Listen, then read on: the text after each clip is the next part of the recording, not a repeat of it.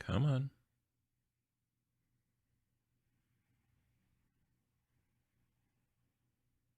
There we go.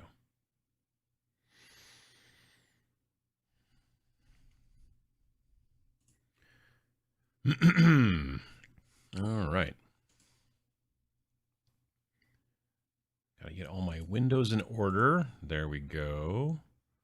There we go. And I think that's everything. Okay. Hope everyone's doing well today. Let's see here. We've got hello from a windy Edinburgh. Trying to finish off some models that have been cluttering up my painting desk for some time today. It's always a good plan. It's always a good plan. Tim Morton. Good morning from sunny Southern Oregon. How you doing? Grimdark Brit. How you doing? Today I don't care about squats, 40K, painting, or hobby. Just want to make sure his mom's okay. She's doing okay. She's yeah, she. I'll explain a little bit later in a bit about what kind of went on, but yeah, no, she's home and she's doing okay, and we're just keeping an eye on things. But yeah, good morning from a sleepy Ontario countryside. Wrapping up painting the Briar Queen today for a friendly painting competition. Nice. Making my Zarbags for the 2nd edition Warcry. Nice, they're a lot of fun. VJ Morph says, I haven't touched my minis in weeks, been smashing the board and card games hard, especially Marvel Champions. Nice. I mean, there's little dudes in Marvel Champions, right? Isn't that the one? You can paint those guys if you want to. It's becoming a bit of an obsession. Nice. Good morning from gloomy Ontario. Molly, I appreciate it. It was gloomy here, and then it got sunny, and now it's kind of gloomy again. I don't know. I think it's going to be on and off gloom today, which is, fine, I guess. Good morning from Rainy Markham. Hope your mother will be well. I think so. I mean, at least, as well as any of us, I suppose. You know what I mean? Corey says, stop streaming on Twitch. I didn't stream on Friday, but my plan is that unless something goes weird or, whatever, my plan is to stream again on Monday. Normally, I stream on Mondays and Monday nights and Friday mornings, and I got back from the ER around 4:30 in the morning on Friday morning, so I was not in a way to stream at 10 a.m. on Friday. So, new painter, how you doing? Muggy day in Harlingen, Texas, where I'm patiently waiting for my Space Station Zero rulebook to arrive. Nice. Greetings from an overcast but warm Paris. Hope your mom is doing better. Yeah, so far so good. Good morning from Calgary, getting a no minis game of 5 parsecs in while I listen. Well, that's kind of cool. Good morning from Saskatchewan. Always fun to say Saskatchewan. Good morning from the UK. Any thoughts on the game 0200 Hours? I've not heard of it. Good morning from Vegas, where it's finally cooling off some. Yeah, it's been cooling off here too. It's to the point where I'm like, gosh, I've got stuff I still got to rattle can this fall, and so I'm hoping we get some days that are a little above 60 or a little bit more than above 60. That'd be great. No minis and Marvel Champions. Oh, I'm thinking of Marvel United. That's what it is, right? Yep. Hello from cloudy Cumbria. How you doing? Hey from Montreal. Hope your mom is better. Finishing up Old Metal Chaos Warrior Knights. Nice. Greetings from Finland. Just got home from our capital, Helsinki, and saw legendary Finnish rock band Hanoi Rocks. I've heard of them. It was a blast. Nice. Painting droidicas. Nice. Good morning from Nicaragua. How you doing? Did you get a chance to watch Ash's Space Station Zero review? Thoughts? Yeah, I did actually. I didn't know about it until this morning. Literally, as I got up, I was getting ready and stuff, and then it was on, and so I was kind of listening to it while I was getting my stuff together. Yeah, it seems like a pretty positive review. It sounds like he is interested in doing some battle report stuff. The one sticking point he kind of had was he was like, I don't know what miniatures I'm going to need, and like in the book, it says you need about 6 robots and 6 mutants, and that's. But if you want to get fancier, we did make a list, so I'm going to send him a list because I think it's in the FAQ or else it's on the blog.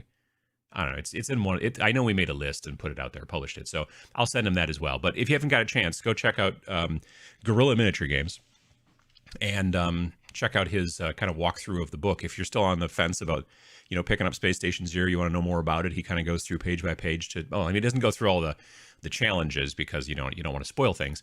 But yeah, it was pretty good. And otherwise, also you just go into YouTube and up in the top in the search bar thing, just put in double quotes. I've been riding a creative wave all week, getting stuff done. Nice. 3 Gaslands builds, some Battletech minis. Nice. Watching the Every Other Sunday show used to mean I wasn't getting paid this week. Now it means I'm getting paid this week. Nice. I mean, sometimes things, like the schedule got changed. So that's part of it. Morning from a wet Milwaukee. How you doing, Jesse? Best regards from Poland. Howdy. Speaking of Poland, I was working on a bunch of plastic terrain that I got from the Kickstarter for Rampart Rampart Terrain Systems. I forget what it's called. They're from Archon Studios. It's the city ruins. I've been really happy with them. I think I'm 7 buildings through 10 that I kind of sort of pre-set up after I built all the parts. I kind of, and so I did spend some time yesterday doing some hobby, just basically kind of scraping some mold lines and also gluing parts together. Like I said, I think I've got maybe 2 or 3 more buildings that I need to get finished, and then I want to start cutting MDF bases for them. And then my plan is, hopefully, I'd like to get them rattle canned before the snow flies and such, and then I can work on them over the course of the winter, and then get them all set to go, which would be cool. After a full week of tabletop gaming, my boyfriend caught the bus home last night and is just taking a decompress back to the routine break before I start getting Space Station Zero stuff together. Nice. Good morning from San Diego. Getting some coffee in me to tackle some Chaos Chosen. I think coffee is important if you're into that kind of thing. Hello from Rattle Can priming weather in Tennessee. It was 97 on Monday, though. Oof, geez. Hello from the Mitten. Uncle Adam, does the Smuggler Edge allow me to give an additional weapon to one of my Space Station Zero characters? I want to have a sword and a pistol for my leader. I don't off the top of my head know, and I don't have the book within arm's reach.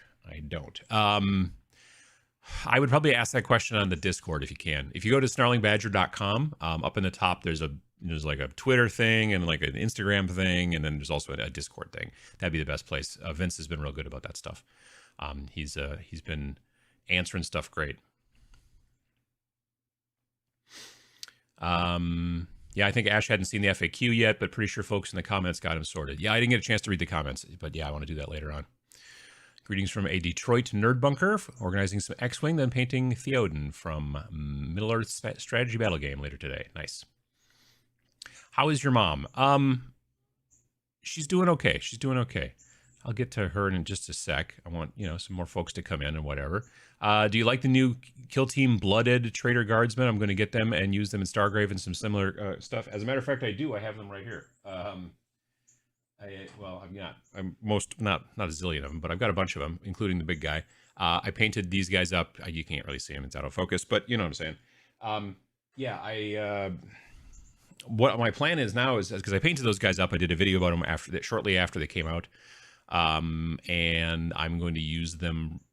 I want to use them for one-page rules, Grimdark Future Firefight.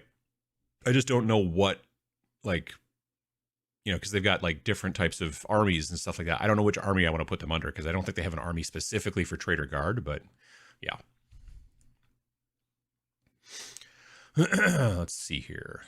Good afternoon from the Netherlands. Spent a day doing yard work, and now it's time to paint a Slan while listening to the stream. Nice.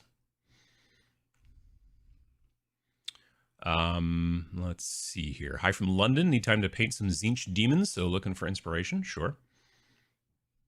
Greetings from San Diego. Finished the first unit of Stormtroopers from the Legion Core box yesterday. Nice. I did a video about how to paint Stormtroopers, and it speeds things along a bit. As I'm getting things done, I'm discovering paints and supplies to get. Never ends. Yeah, you're not wrong. You're not wrong.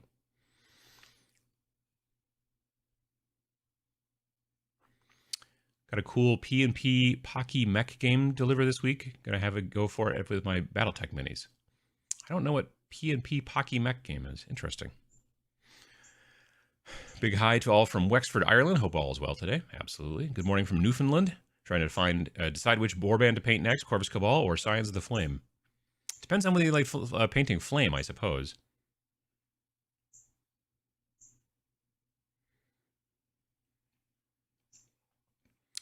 Let's see here. Greets from Virginia Beach, working on my printers today and printing some Votann proxies to flesh out the box I got this week so a friend and I can start playing. Also have to pick colors. Yeah, like I said in the description here, I did not get I wasn't one of the cool kids that got a copy of the new League of Votann thing, which is understandable because I, asked GW some time ago. I was like, hey, can you stop sending me 40K stuff? Because there's a lot of it and I don't really play 40K anymore. So if you could focus more on the skirmish stuff. Now, that being said, I thought the Space Dwarves were pretty cool. So, so then the decision comes because I think it was yesterday that they finally were in stores. I think my local store has them still, but I don't know that for sure. My question, of course, is like, do I want to buy the box just because I want the regular little dudes, like the normal troops? But then I have all these extra folks that I don't want, and it's kind of expensive and all that kind of stuff. And or do I just wait? So I think my plan, like I said in the description, is to just wait until the box of just the normal troops kind of comes out, and then I can use those, and that'll be cool. And I'll use them for Space Station Zero. I can use them for Space Weirdos, Planet 28, Stargrave, 5 Parsecs, any kind of games like that. I'm looking forward to it. Probably one-page rules, for Grimdark Future Firefight. So, but I don't know when that specific box will come out. I'm sure it'll be some time because they want you to buy, a lot of people refer to these big boxes as FOMO boxes because, you've got this fear of missing out. Like, I got to get this box because it's got the special version of the rule book in it, or it's got this special, like, one HQ unit that's not going to come out for a year separately, that kind of stuff. So, but I've got other stuff going on. I don't need to fear missing out. So, but I have a lot of other things I'm working on. So we'll probably talk a bit about that. Print and play pocket mech game. Oh, that's kind of cool. Greetings from Tennessee. Working on some Bushido and Infinity models today. Nice. Sergeant Major, good morning from sunny Alberta. How you doing? Morning from sunny Orange County, California. Going to head over to my FLGS who sells Monument Hobbies products. Any specific colors you would recommend from them? Absolutely loving the primer. Their white, I think, is the best white paint in the business. I also love and use all the time light umber and dark umber. Olive flesh I use all the time. Rich gold, I think, is one of the best golds out there. Metallic golds. League of Voltron. Ooh, that sounds fun. Hi from Singapore. Wish I knew 10 years ago that my 28 to 30 Celsius, 70-degree humidity year-round country was bad for rattle can priming. Picking up an airbrush now.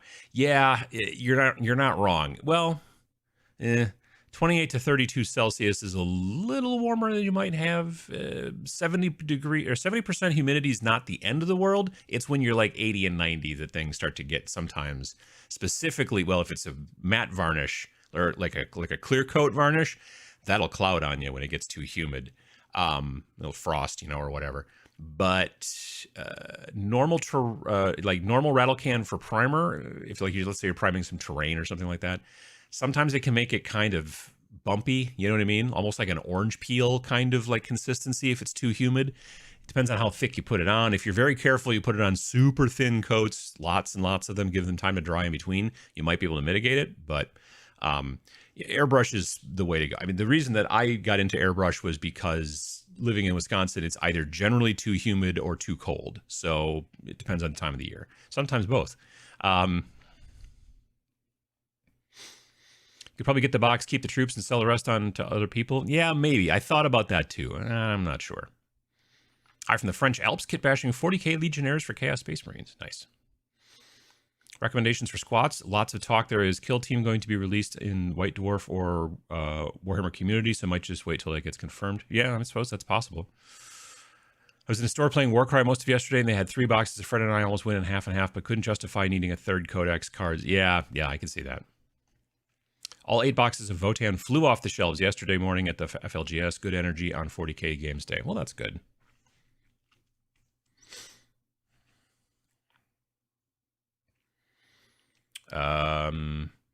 Since discovering Mantic and various other mini makers, GW is like Jared, the Goblin King. They have no power over me. They still make some minis that I like, but and they do. And I still like playing Warcry, but yeah, I haven't been hopping on tons of their stuff lately. I've been buying. Well, actually, yesterday I got delivered from Wargame Atlantic, or is it Wargames Atlantic? One of the two. I ordered. They have these 2 boxes of what they call cannon fodder. So it's like penal guard kind of troops. You'd see them in Imperial Guard. There's the folks that are basically prisoners that you're making fight, and they're in jumpsuits and all that stuff. So it's a box of guys in jumpsuits with lots and lots of different heads and stuff like that. Not much in the way of weapon options, but some. And then there's another box that's all women in jumpsuits, so you can kind of mix and match that way. And the reason I picked those up, excuse me, is because those jumpsuit people are going to be perfect for Space Station Zero. Like, if you want to do a shipping crew, if you want to do pirates, technically, like, there's so many different things you can do with, like, people in, like, normal coverall type jumpsuits, you know what I mean? Swap heads, do things like that. But, like, yeah, there's definitely, I'm really super looking forward to putting those into Space Station Zero, because they're really cool little models, and they're inexpensive. You get, I don't know, 30 of them for $35 or something like that.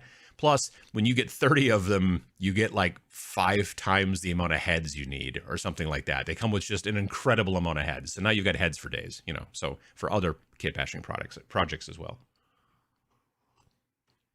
But yeah, they're called cannon fodder from Wargame Atlantic or Wargames Atlantic. I can never remember whether there's an S in there or not. Finally got a chance to catch another one of these streams. Well, good to have you. Living near Sydney, Australian rattle can is pretty much good all year round, but I still prefer to airbrush my base coats. Like, I still airbrush my normal models. It's just terrain that I like to usually rattle can, if it's a plastic kit. If it's not a plastic kit, then I don't matter. Like, if it's like, if I built it out of, like, I don't know, foam core or balsa wood or other things, great. Dental plaster, any kind of things like that. But if it's a plastic kit that I bought from somebody like, Archon Studios or GW or whomever, then like just even a layer of rattle can will help to make the stuff stick to it a little bit better. So, haven't dropped by in a while. View count is more than triple. I think you're doing something great, man. Well, thank you. I appreciate it. Have any US 40K tourneys banned leagues of Votann yet, like they were banned in Canada and Germany? I haven't heard anything about. I'm not really part of the competitive scene, so I haven't heard anything about. I know there was people that were complaining because they said it was too powerful and this and that. I had not heard about Germany and Canada, but yeah. Bought my first heavy gear minis yesterday from my LGS. They're my least favorite style, multi-part metal. Yeah, multi-part metal is kind of a pain still, especially if there's not too many parts. You can get away with it. It's not too bad. It's when there's a lot of parts that it becomes difficult.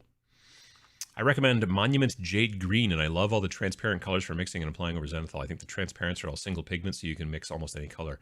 I believe that's true. I also got, they're not released yet, but I got a bottle of each of the new Monument washes that they're going to be releasing, and I've gotten a chance to mess around a little bit with them. I've messed with black, and I've messed with the flesh tone, just to kind of compare it to some other colors, like Null Oil and like other flesh tone, like Reikland Flesh and stuff like that. I haven't got a chance to mess with the brown yet. I was gonna kind of mess with them a little bit on Friday on stream, but then I didn't get to do the stream.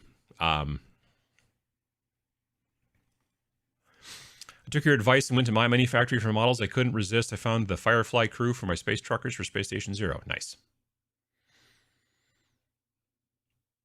Rattle cans makes me think of the charity and tin shakers on street corners. Oh, sure.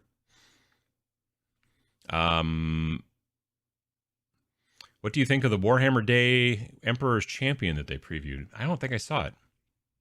No, I didn't see it. I just primed some minis by Rattlecan, but they got fuzzy. Fixed it using a Q-tip soaked in isopropyl alcohol and gently scrubbed. It took just enough, and they lightly resprayed it. Yeah, I had a can. I had a Reaper model.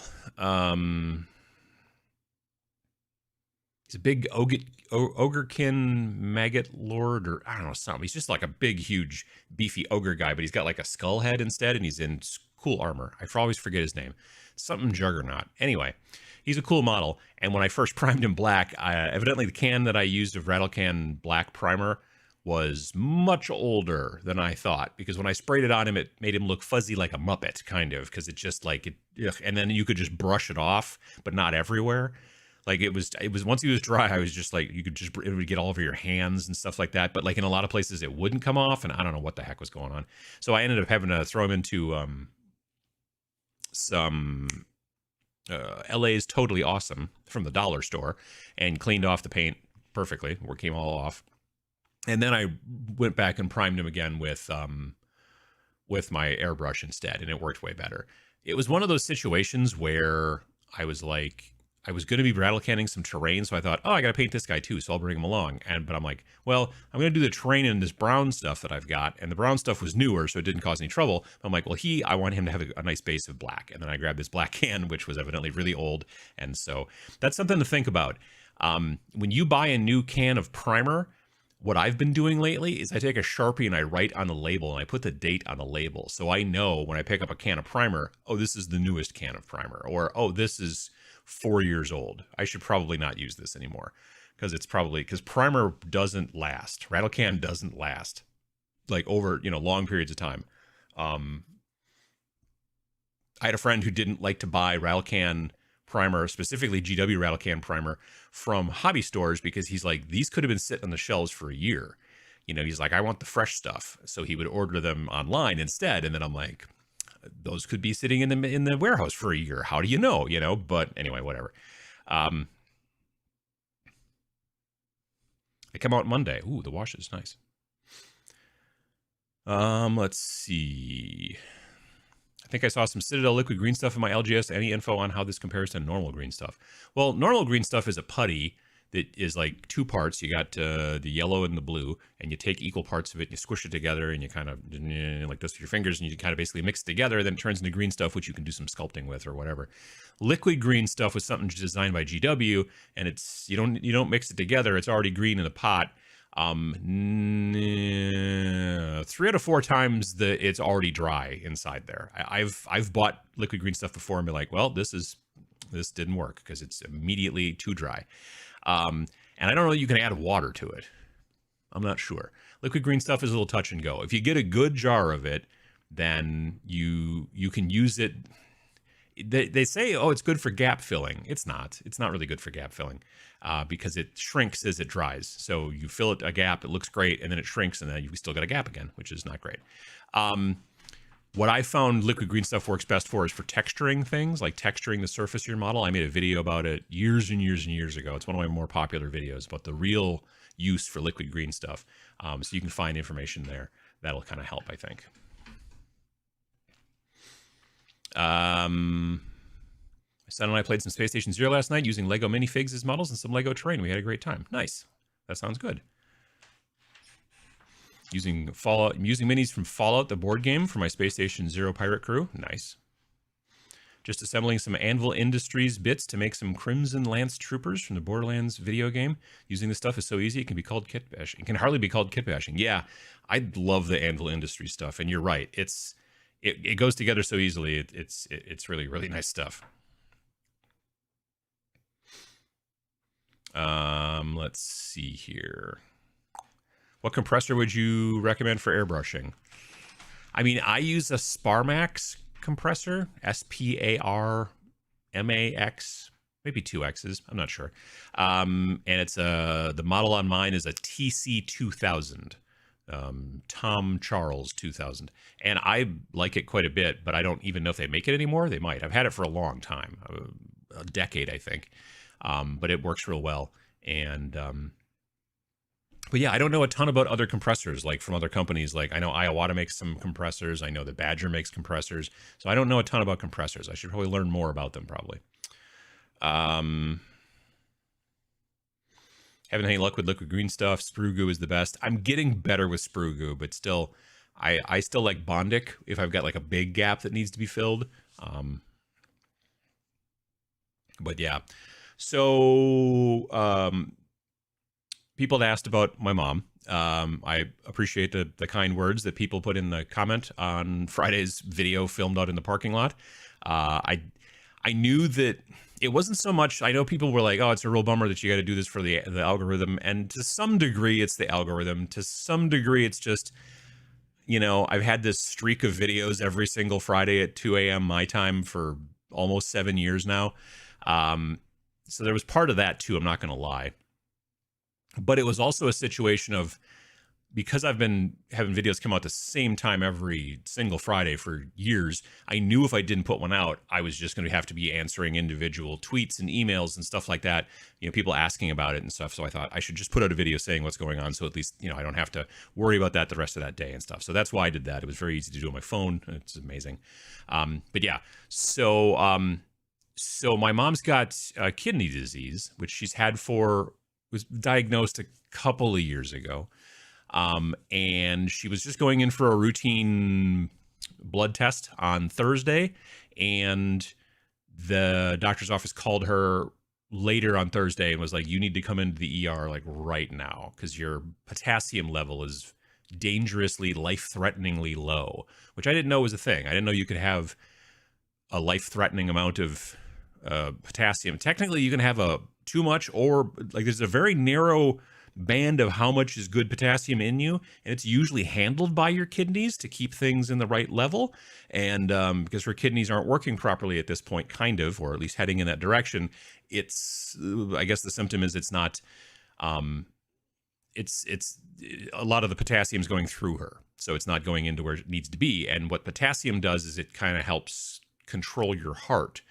So the concern was, if your potassium is too low, you either get an arrhythmia or you have cardiac arrest. When it's if something about 2.5 is like the danger zone, and she was at 2.3, so below it, which is bad. So we had to take her in. I had to take her into the ER on Thursday night, like I said, as I was editing, and it was probably around 8 o'clock my time.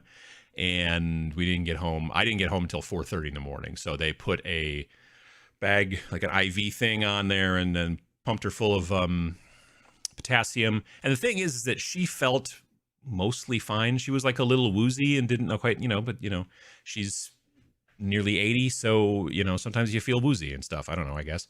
Anyway,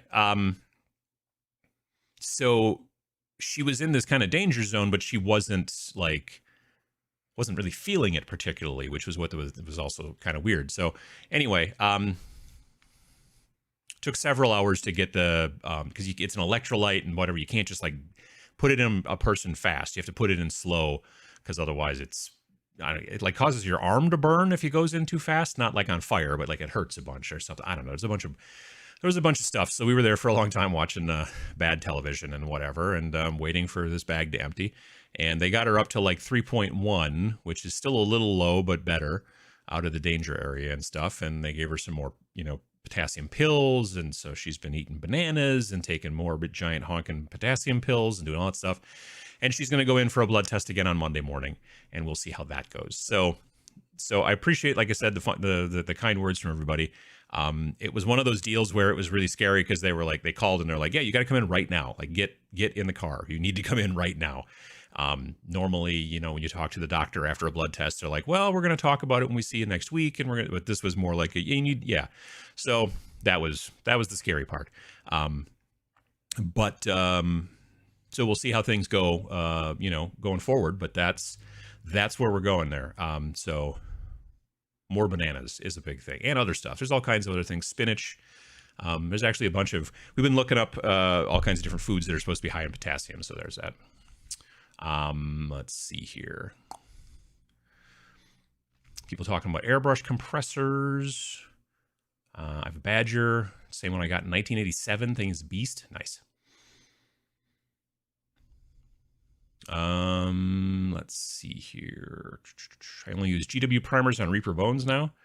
Yeah, for Reaper Bones, I only use airbrush now. I don't use Rattle Can on Reaper Bones at all, because I learned my lesson working on a piece of terrain that was sticky for 3 months after I Rattle Canned it.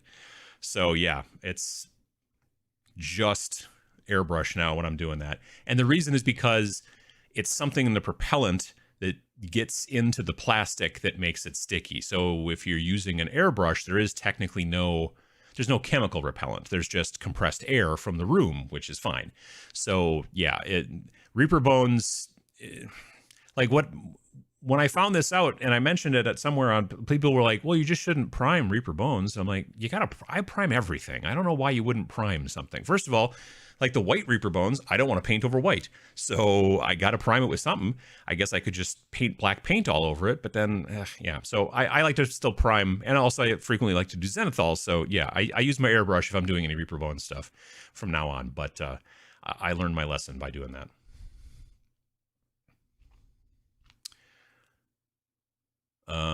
Let's see here. Kiwi is possibly the best potassium source. No kidding. I had no idea. Potatoes are my favorite source for potassium amongst other vitamins. Yeah, but the nurse said something about potatoes and keep the skins on, you know, like, or whatever. I'm like, yeah, I like to eat potato skins. Not sweet potato skins. Those I don't like to eat. I don't know if anyone likes to eat those, but potato skins, like if you get like a baked potato, like I just, you know, eat the whole thing. It's great. I just made some sprue goo, and it's so useful when kit bashing, converting when things aren't completely flush. Yeah, like I said, I don't think I have enough sprue in my goo. I got to keep working on that, but it's getting close. Glad to hear things are stabilized. Yeah, so far so good. Rescued Ruckus, how you doing? Glad your mom is doing better. Catching today's stream with the kiddos, absolutely. Your bananas are a great source of potassium. Yes. And I know that we got her some bananas, so she's doing that too. I got some bananas myself just to be sure, and also because I like bananas. I hadn't had any in a while. Potentially the video that was going to go up on Friday will go up tomorrow. I got to finish it, but I want to, so we'll see. I wish Monument Hobbies had an outlet in Australia. Their primers are awesome. I think that they've got some sort of company that's starting to handle their stuff over there, but I'm not 100% sure. I know that's the plan though. They do want to do that because yeah, you're right. The primers are awesome. Those are the primers that I use now through my airbrush. That's pretty much all I ever use, unless I need a super specific color and I already have it from Vallejo. Then I might use that primer color, but it hasn't happened in a while. Like the Monument primers are black, white. There's a gray, there's like a dark military green, and a color called black brown, which is a really dark brown, which I use quite frequently. But if I need like red or blue or something like that, then I end up using Vallejo Surface Primer, but it kind of depends. If you don't prime clear bones unless you didn't want the transparent effect, but everything else, you probably should do it. Oh yeah, if it's like transparent models, then I don't usually prime them. Yeah, that's a good point. Because yeah, then I'm just gonna probably paint, like if it's a transparent model, I'm probably gonna paint it with just directly with contrast to kind of give it a color change and stuff like that here and there. But yeah.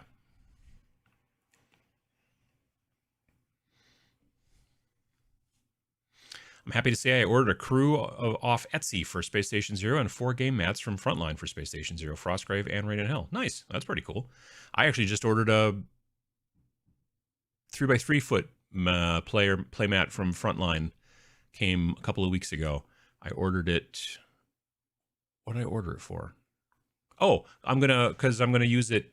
It's like a desert map, and the scale looked good enough that I could probably use it with Steel Rift, which is the new mech combat game from Ash Barker and Death Ray Designs. I played it. Vince and I played a game of it at Nova Open and liked it quite a bit. And it's the thing I like about it is it's 36 pages. That's it. Well, it's technically 34 because the covers are not, but don't count. But yeah, it's a small, thin book, and I like that a lot.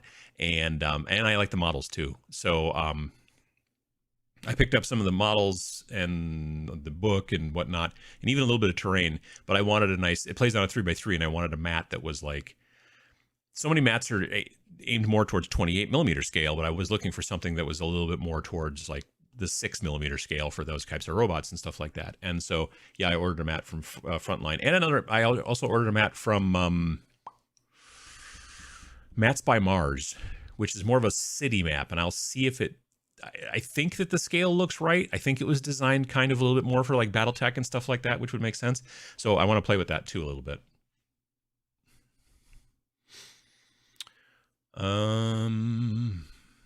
Let's see here.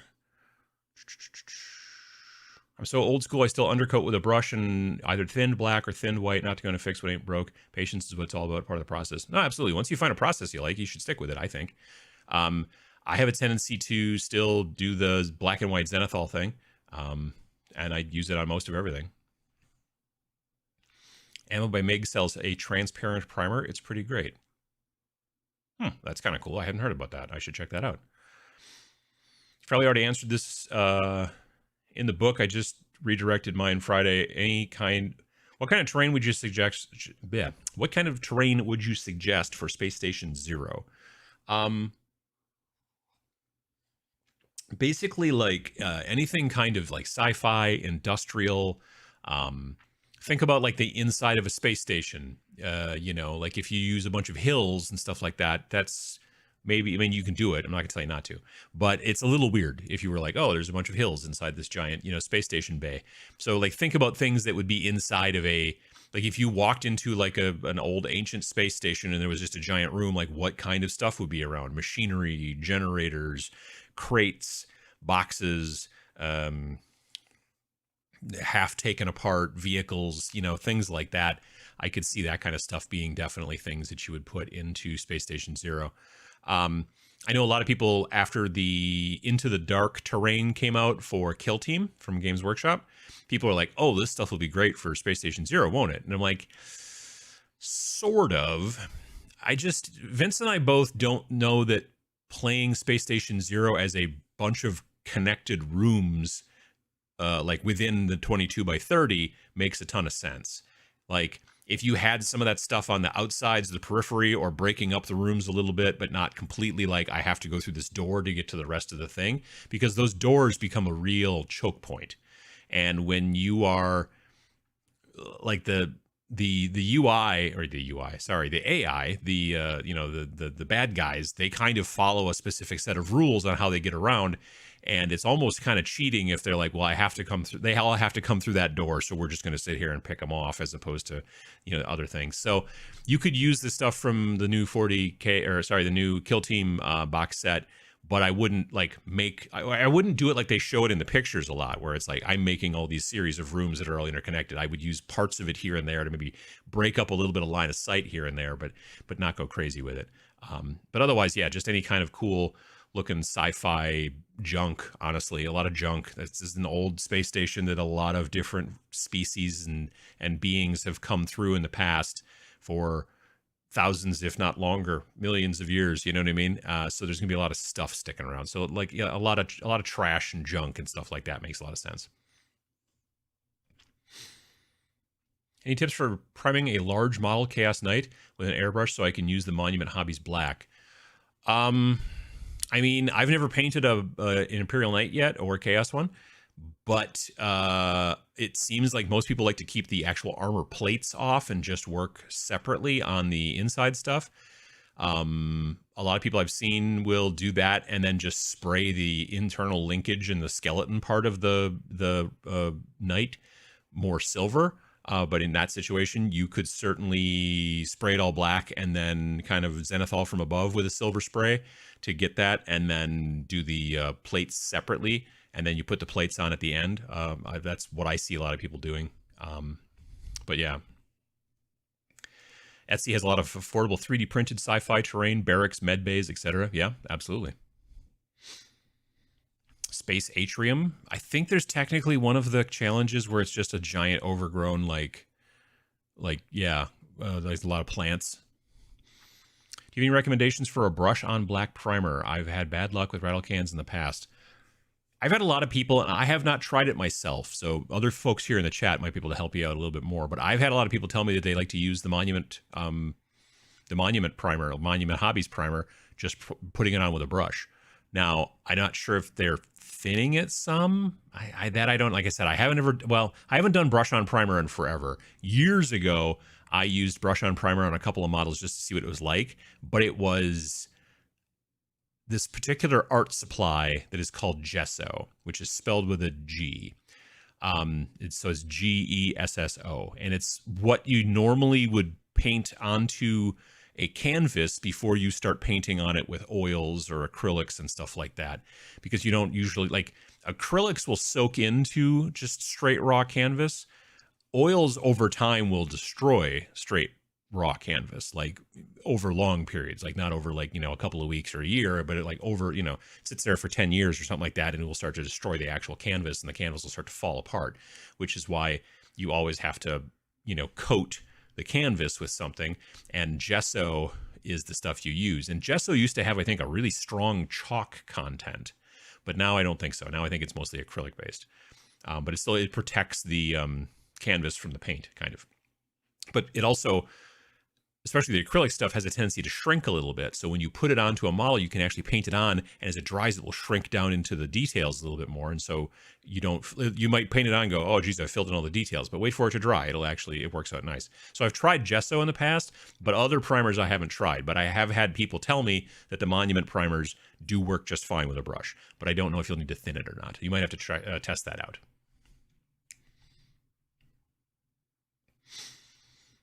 If you wanted to do some vegetation, you'd also do a silent running style jungle dome. That'd be kind of cool.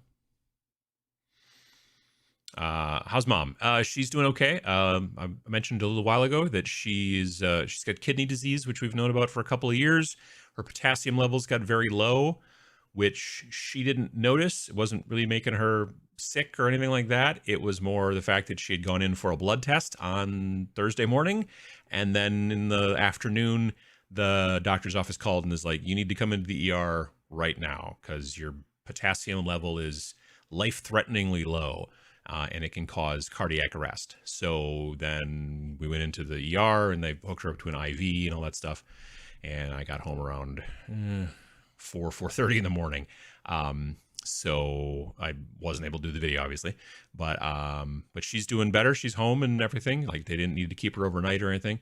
Her potassium levels are back up, but I think she's going in, like I said, I'm pretty sure she's going in again tomorrow for another blood test to see how things are going. And, it's just part of the disease. So we'll see how that goes.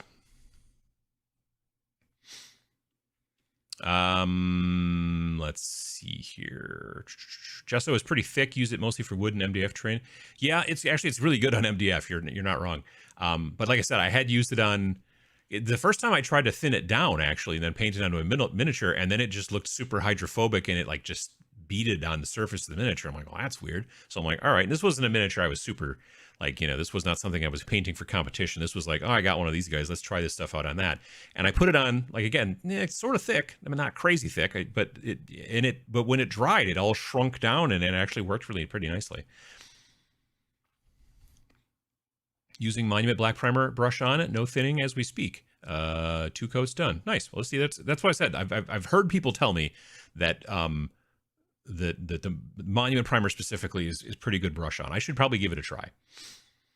I keep thinking of Space Station Zero based on your descriptions, like the Cygnus in the old Disney movie The Black Hole. I remember seeing that movie in the theater as a kid.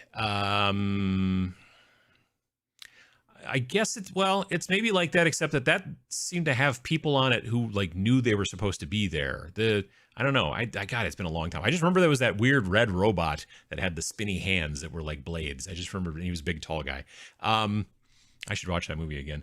Yeah, it's probably on Disney Plus, I bet. Anyway, it's just a big, huge, massive, giant, ancient space station, and there's a lot of things going on there. Ermagerd, Sprayshirk.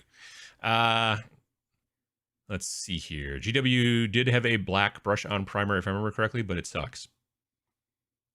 I don't know if I've ever used it. I think I had a bottle of their gray. Bottle is the wrong. A pot of their gray primer, which they called like Imperial Primer, maybe, or something like that. I think it was a technical paint. I don't know if I've ever used it though. Is Monument Hobby stuff on Amazon? I don't see any. No, it's predominantly available through their website. Glad to hear that Grandma Adama is feeling better. Absolutely. let's see here. Can I ask what brand your glasses are? I get my glasses through Zenni Optical, like Z as in zebra, ENNI. They're inexpensive, and I've always had good luck with them. And I have progressive, like no line bifocal kind of things going on there. So, when they first were like, yeah, you should probably start getting progressive lenses or bifocals or something. The progressive lenses at the eye doctor were $650, and these shipped, I think, were $65. So that's good, I think. And I've had real good luck with them. So, you know, and I've got another pair, and then I've got a pair of sunglasses, and I just keep buying stuff from them. I have a pair that I use down in the basement when I'm editing and playing video games once in a while or whatever, and they're like blue. Like the frames are blue, but they're blue blocker lenses, so that helps with screens. Also, they are designed to be close focus. So if I wear them upstairs by accident, I can't see, like things get blurry past about 15 feet, but like I don't have to like turn my head up to see close things as much. They're dialed in for closer focus. So that's actually really nice for when I'm sitting in front of the computer screen. So yeah. Way out of left field here. Does anyone have a good conversion idea or know of any other company mini sculpts that make really decent female Drakari Archon? No. Dark Eldar. Yeah, I don't know. I can't think of anything off the top of my head.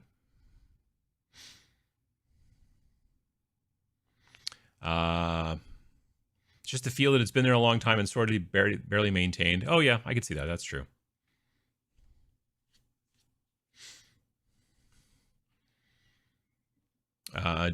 Jason has said originally the primer was formulated for just Airbrush, but they have had enough feedback requesting it that they're also the brush on was free formulated. Oh, that's cool.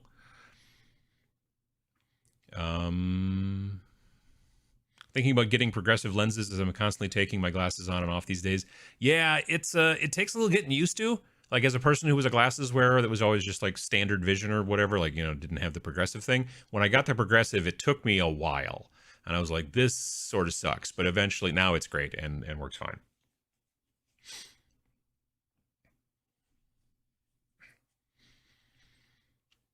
Reaper Brown liner can be used to prime the Reaper bones fingers. This was discovered by Buglips the Goblin. All hail Buglips. I don't know what most of those words mean. I know what Reaper means. I don't know what brown liner is. I've never heard of Reaper Brown liner. That's interesting. I got the Raging Heroes Drakari. They've made 2 of the 3 sets of them. That's nice. What is Blitz Bowl? Just dipped my toes into Blood Bowl via Steam games. Blitz Bowl is like a kind of stripped down version of Blood Bowl. It's played on a smaller board. You play it with fewer models. I find it to be a little bit more interesting because it's got a little bit more randomness to it that I like. As well. But the thing is, you can only get it, I think, through Barnes & Noble. It's one of those weird GW things that are like, yeah, you can only buy this through Barnes & Noble. I don't know. I don't know. Well, I think for a hot second, they were also being able to sell certain things through Target as well, which was probably a big get for them. But Barnes & Noble, anyway, that's where, like, Blitz Bowl, I'm pretty sure is still through there. Is Pro Acro Prime what folks are suggesting? That's the primer from Monument Hobbies. Yeah, Pro Acro Prime. And like I said, it comes in 5 different colors. Got tomorrow off, should be able to paint. Nice. I've used Vallejo Black Primer to brush on a bunch of models. I think it works well. Yeah, I haven't done a brush on primer in a long time. Brush on varnish I've done relatively recently. What the heck was I using it on? It was something where I didn't want to spray varnish because I didn't want the varnish everywhere. And then, well, then also gloss varnish. I do brush on gloss varnish quite frequently because a lot of times I will varnish something matte varnish, you know, like a nice flat matte finish. And then I will be like, all right, now, but I want this and this and this to be glossy. So they look wet. Usually it's Nurgle stuff where you're like, oh, I want that open sore to look like wet and not matte varnished. So you go in with your brush and you paint in a little bit of gloss varnish over the icky bits. And then it makes them look shiny and gross, which is exactly what you want with Nurgle. But you don't maybe necessarily want it everywhere, right? But yeah, I haven't messed with that stuff in a while as far as like matte varnish brush on, but I know I had to use it on something relatively, like within the last couple of years on something. I forget what it was though. But yeah, so like I said, I've got plenty of things to work on. It was just one of those things where it was like, it was a little bit of FOMO, I'm not going to lie, where I was like, oh, geez, I really want to get these dwarves. And so I was like thinking about going to the shop and picking up that box, but I don't know how much is that box? Like $250 probably. How much are they selling those things for now? Let me go look. Games Workshop, click. Come on. My website is very slow today. Reject cookies. But I love cookies. Come on. Huh. Well, it's funny because they don't have them listed anywhere on the website because they're already sold out, it seems. Votann. Sold out online. Oh, only $200? Amazing. All right, well, that's not terrible, I guess. It's not, obviously. Well, it's only, let's see here. You get 1, 2, 3, 4, 5, 6, 7, 8, 9, 10, 11, 12, 13, 14, 15, 16, 17, 18, 19, 20. 20 of the guys that I want. Cool. And then you get 3 of the hoverbike guys, and you get 2 big dudes, and a book, and some other stuff. And some, transfers, all that jazz. And that's $200. No longer available online. That was it. Done. So anyway, hopefully they'll release the actual, the real models or the separate stuff soon, or whenever. Again, I've got other stuff to work on. Like I said, I've been working on stuff for one-page rules, Grimdark Future Firefight. I've already got a lot of. That's kind of the point of the next video. The video I was working on for Friday, but the video that hopefully will go up tomorrow is taking my currently already done kill teams for the previous version of Kill Team 2018, and figuring out how can I turn these into Grimdark Future Firefight models. Like what are the stats in the army builder and stuff like that. And the army builder for Grimdark Future Firefight, and probably for all, I haven't tried the other ones, but the army builder for one-page rules, the online one, is amazing. It's really good. So yeah, that's very cool. So that's kind of partially what I'm working on. And now that I got these models with the jumpsuits, the cannon fodder from Wargame Atlantic, now my plan is to also build a cool Space Station Zero crew out of, people in jumpsuits. Because the jumpsuits are totally sci-fi. Like, if you go into space, you have to wear a jumpsuit. That's the way it works. I only wear my glasses for video games. I don't need them for hobbying as far as I know yet. I mean, I got to be honest, I have a tendency to look over the top of my glasses when I'm hobbying a lot, which is probably not the best idea, but it's what I do. Glad to see you. I hope all is okay with your mom. Yeah, she's doing okay. Her potassium levels were super low on Thursday, and her doctor, she had gone in Thursday morning for just a kind of routine blood test. She's got a kidney disease, and her potassium was super crazy low, and her doctor office called back in the afternoon and was like, you need to come into the ER ASAP, because if your potassium's too low, it can give you cardiac arrest. And if it's too high, it can also give you cardiac arrest. So potassium's weird. Anyway, but she's doing okay, and she's going to get another blood test tomorrow. But she's been eating bananas and taking her big, huge potassium pills and stuff like that. So yeah. What do you use to clean your airbrush after you varnished with it? Just I generally use just airbrush cleaner. I get this stuff on Amazon that's made by Iwata, or, well, at least sold by Iwata. It says Iwata on it, but there's all kinds of different things you could use.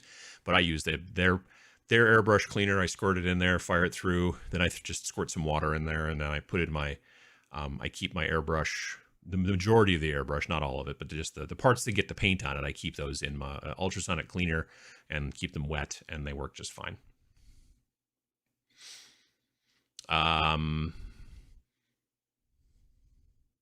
I hope they release a squat kill team. Yeah, that would be kind of nice. Started using magnifying glasses for mini painting. I noticed that I should get glasses too, though. Yeah, I learned from my eye doctor last time I was in there that no matter how good your eyes are, generally once you hit around 40, your lenses in the eye, which change where your focus is, right? And there's muscles around those lenses that squeeze them or stretch them out to cause the focus change. But as you hit 40, usually somewhere around there, your lenses start to get more stiff, so they're not as flexible. So you may have still relatively perfect vision, but you have a hard time like looking at things close, which is why a lot of people who've never worn glasses their entire life start buying those little reader glasses at the drugstore, because they can't see close anymore. But they're still perfectly fine looking at stuff 20 feet away and beyond. You know, they'll have 20/20 vision still there, but close up, they're like, they can't. And the reason I have a tendency to cock my head back when I'm looking at something is because the progressive lenses, the close focus is at the bottom. So whenever you see people who like pick something up and do this, it's usually because they're trying to focus through the bottom part of their lenses, because that's where the close focus is. That's the whole idea of the progressiveness. But when you see somebody who probably should be getting reader glasses and doesn't have them, then what they'll do is they'll be like, oh, here's this thing I need to read. And they'll do this because they can see, like they've stretched it way out, you know? Okay, I can see it there, but I can't see it here, that kind of thing. But it has to do with actually just no matter how good your eyes are, eventually the lenses don't want to flex as much. And so that's why it's hard to focus close. So even those cheap reader glasses from the drugstore, if you're finding that, you can just pop those on and keep them down there by your hobby desk. And there you go. Reaper Brown Liner is one of their paints that's used for lining between colors. Bug Lips is on the Reaper forums that has become their unofficial mascot and was immortalized with his own figure. Oh, that's pretty cool. Do bugs have lips? I didn't know they did. I'm short-sighted and look over my glasses when I'm painting. Optician said that was fine. I just think that like if I do it for too long, I get like a headache, which is probably an eye strain headache. So that's, yeah, I should, man, I want a banana. I should pick up some bananas. It's probably not a bad idea. Never could get used to them. Tried 5 years in a row. Bifocals just work. I hit 50 a few years ago in readers. Yeah, I had a hard time initially getting used to the progressives, and now I like them a lot. Used to have excellent vision, then I turned 40. Yeah, it's something about being the age of 40. And I said to my doctor at the time, I'm like, isn't there something that people could do to make it so their lenses stay more flexible or something like that? And he's like, maybe eye injections. I'm like, no, that sounds terrible. Like just getting a needle into your eye and just like, we just got to inject this stuff into your lens to make it more flexible. I'd be like, I think the readers are going to be fine. I think that's probably fine. Recently went to reading glasses as a close-up. My progressives isn't strong enough anymore for painting. It would be probably smart for me to use, because I have one of those like headset little, those white things, you know, where it has little lenses and all that kind of stuff. The thing is that the problem is then when I put those on, I can't wear my glasses underneath them because they have like normal, there's the kind you can get that have a strap around the back of your head. And then there's the kind that have like the little stems here, right? Like normal glasses do. And that's the kind I have. Well, I can't wear two sets of glasses at once. See? So it doesn't work that well. So then I can maybe see really close if I wear those things, but then I can't even barely see my wet palette or all that kind of stuff. And I certainly can't wear them on Twitch because then I can't read chat. So that's kind of the issue too. When you get old, your arms get shorter. Also probably true. Sure. This lens thing makes so much sense. I found I've had to use 1.5 when I hobby. Yeah, it's something to do with hitting around the age of 40. All of a sudden the lenses in your eyes start to get like stiffer, and then the muscles can't flex them as much, and then you can't see as close anymore. They're going to stick needles in my eyes soon, I think. Well, that doesn't sound fun at all. I hope it doesn't happen. What are squats? That's so you got the League of Votann, which is the new space dwarf folks. Back in the day, in the early days of 40K, space dwarves were known as squats, and they were a faction in the game. And now in the new, you know, they've brought them back, but they're always like, well, don't call them squats. They're leagues of Votann, and everyone's like, yeah, whatever, they're squats. So, yeah, that's just, it's a throwback to old GW, old 40K, really. Yeah, you know, like I said, I'm not super interested in any of the models they've showed off except for like the normal base troop units. Those guys I think are really cool. I know a lot of people are super jazzed about the bigger models. I know like Vince did a thing yesterday. I think it was yesterday. Yeah, it was yesterday. His video that came out where he painted the guy in all the big chunky armor and stuff like that. There's just something about those models that's just not speaking to me. I don't know what it is, but just the normal regular folks. And also, like, you know, here in the picture, where's my stream thing? Here in the picture, like in the back, or right here in the front, underneath the text, you've got those guys who are shirtless running around with the big hammers. Yep, don't really want those. The big vehicles are super cool, but I can't frankly think of a good use for them for me personally, but they are pretty cool looking, especially if you paint them like Ninja Turtles. That's pretty cool too. But just the standard, normal, regular troops for that faction I want my hands on those. But again, I'm gonna end up waiting, which is fine. I turned 40 in 2 days. In 2 days, boom, your eyesight's gonna start getting squirrely. It's weird. Let's see here. Long live the squats. Yep. I'm 45, been using readers for 5 years as well. See, there you go. Try when you get to 70 then. Yeah. Let's see here. As someone who had to have metal shards removed from my eye, I can testify that a needle in the eye is not very nice. Yeah, I had a friend who got wood in his eye. And then he also got, at one point, I had the same guy. He would just do stuff and not wear goggles, and then he would run into trouble. Like, he got metal in his eye at one point, and the metal started to rust. Like, he had it in there for like a day and didn't realize it or something. Yeah, you got to watch out for that stuff. The only Voltron League guys I like are the ones with the Cylon helmets. See, I don't I got to go back and look. I kind of like them without the helmets, but, you know.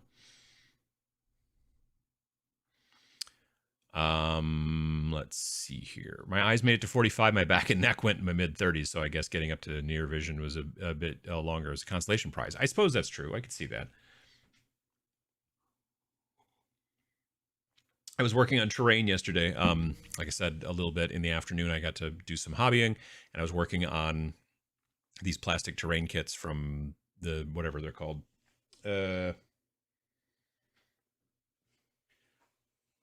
All right, so I have this box full of miniatures here that I was, anyway, long story, but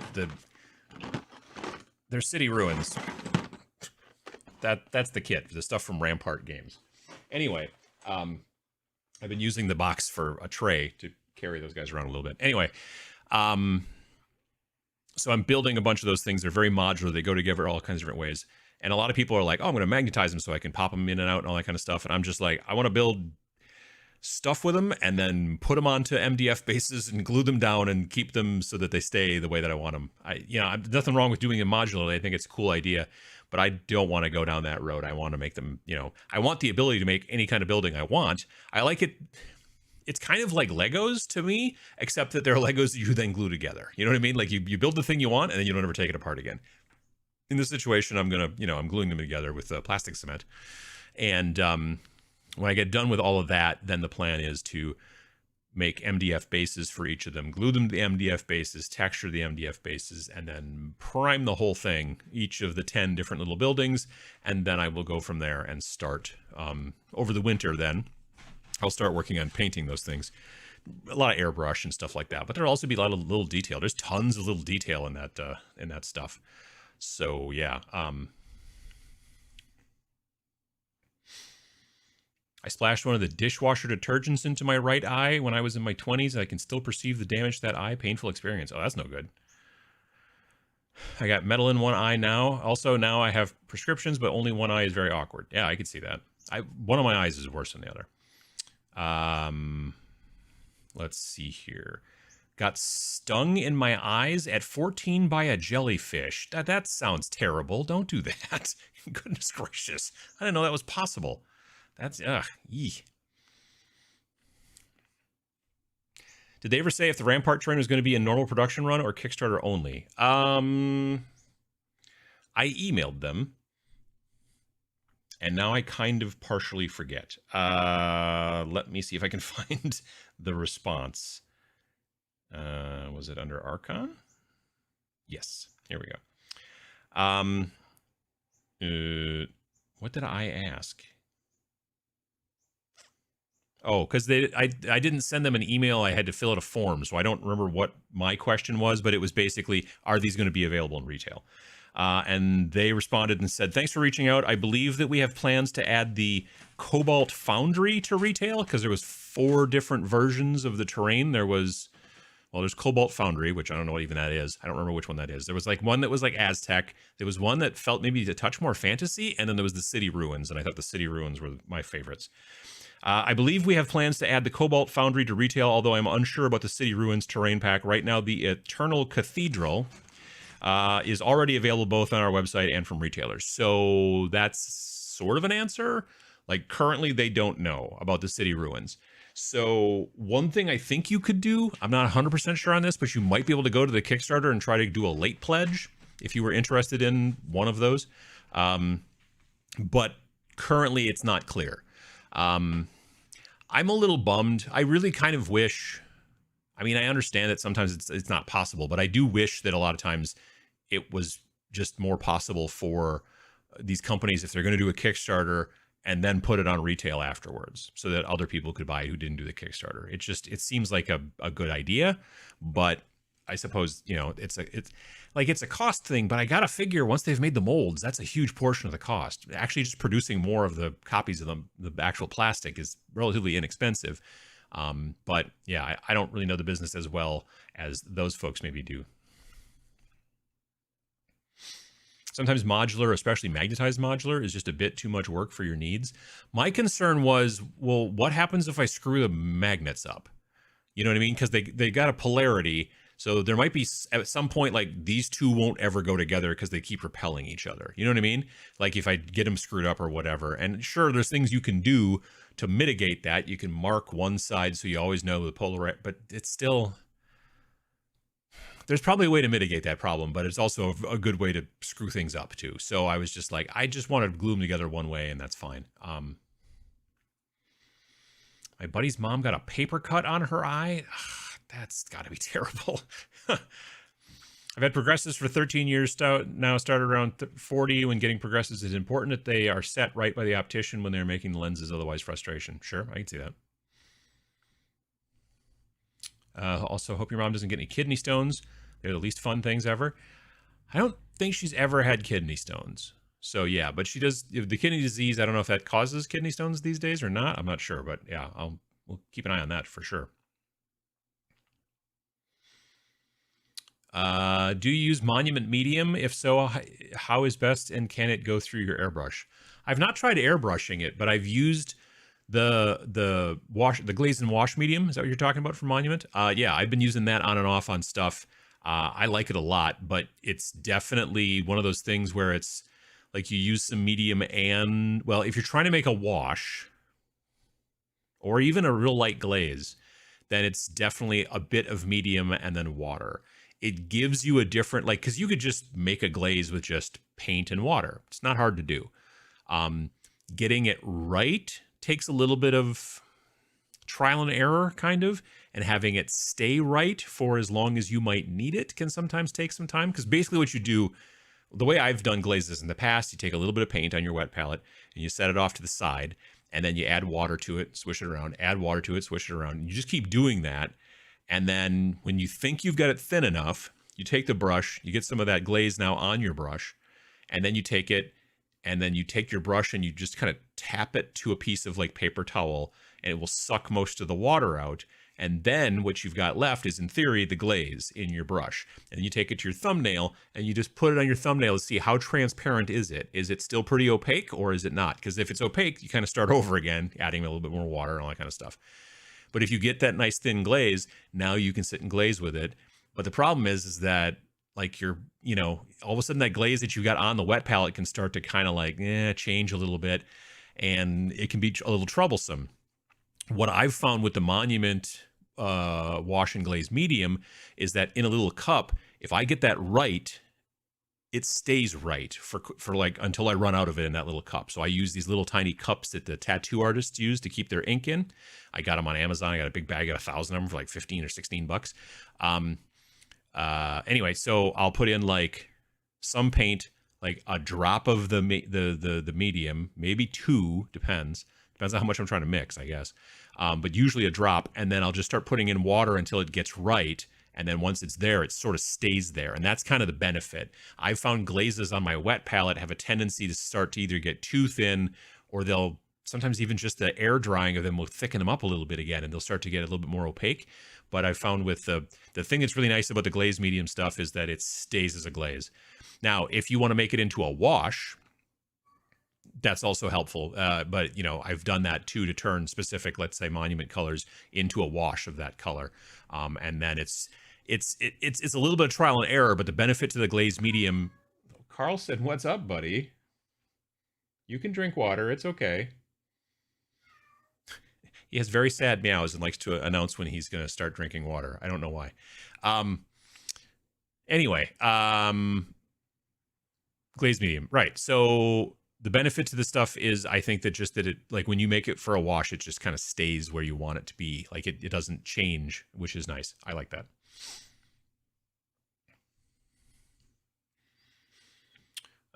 Let's see here. Bought a set of plastic sticks at Nova with magnets in them that are color coded, so you can stick the magnets to them and identify the polarity. Has reduced my accidental magnet flipping to 0. Nice. That's pretty cool.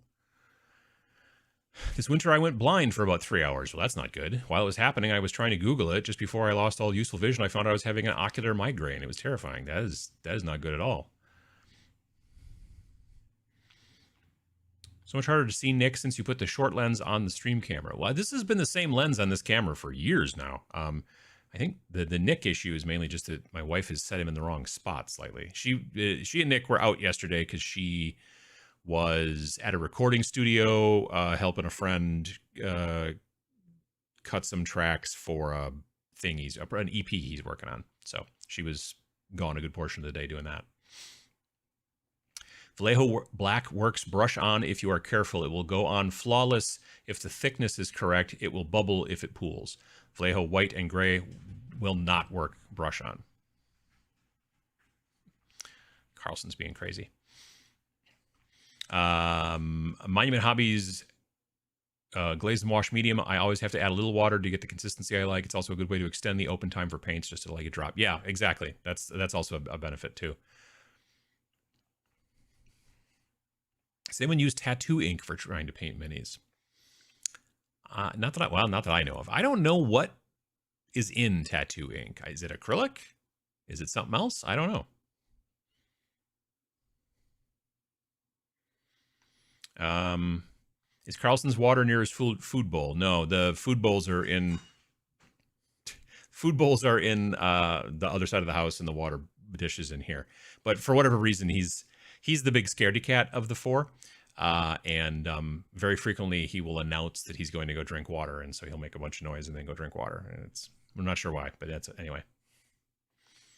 But yeah, no, we used to have their food bowl years ago. We used to have their food bowls right near their water, and then we moved them. I don't know, 6-7 years ago, I think we moved them to water in the kitchen and food on the other side of the house. Some cats are fussy about food and water proximity. They think that the water is fuddled by the food. Yeah, I heard about that too. Yeah, like, because if you, and this doesn't make sense. It's got to be like some sort of like built-in sort of thing. But like, the concept is that if the prey died near the water, it's going to foul the water by being dead. None of them has ever eaten anything other than dry food, wet food out of a little doohickey. Like, none of them, they've seen squirrels and birds outside, but like, so I don't know how they would get that like sort of memory or whatever, that kind of, you know, I don't know if it's a genetic memory, like, oh, you shouldn't drink the water when it's too close to the food because you'll get sick. But it seems to be the case. So that was why we separated the food from the water. So there was that. I did use some tattoo ink as a wash on a model. It's not that great. Yeah, I could see that.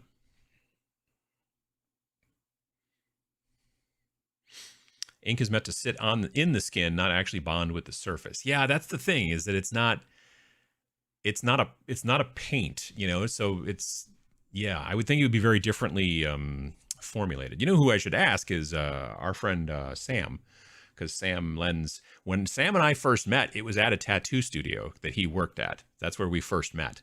It was a tattoo studio below the apartment that I lived in, and I was going to get a tattoo there.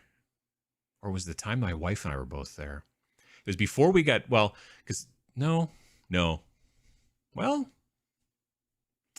it was the tattoo parlor that was underneath the place that I lived, but I don't remember if the first time that he and I met were when I still lived there.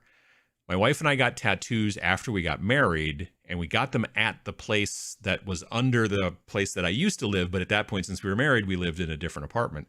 Anyway, long story short, that's where I originally met him. Is I was getting a tattoo from his boss, and I was looking over at his like tattoo area stuff, and I saw a couple of golden demons, and I was like, "Are those golden demons?" And he's like, "Oh yeah." And then we started talking, and that's when I first met Sam.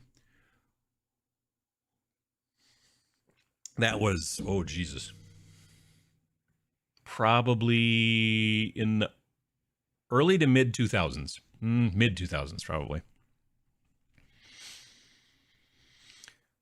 Do you guys deal with a lot of clear parts in miniature painting? If so, how do you mask those parts? Well, there's things you can do.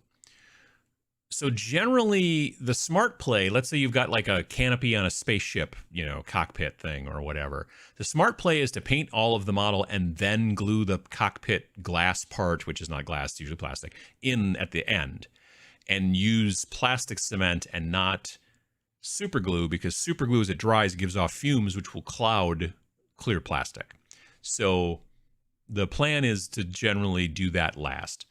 If you, for whatever reason, due to the weird build or whatever, if you can't do that, then the next smart play is to either use, I've found poster putty works quite well. You know, you can get poster putty and then use it to basically, you know, you kind of stick it to the thing so that it covers the parts that you need to keep clear.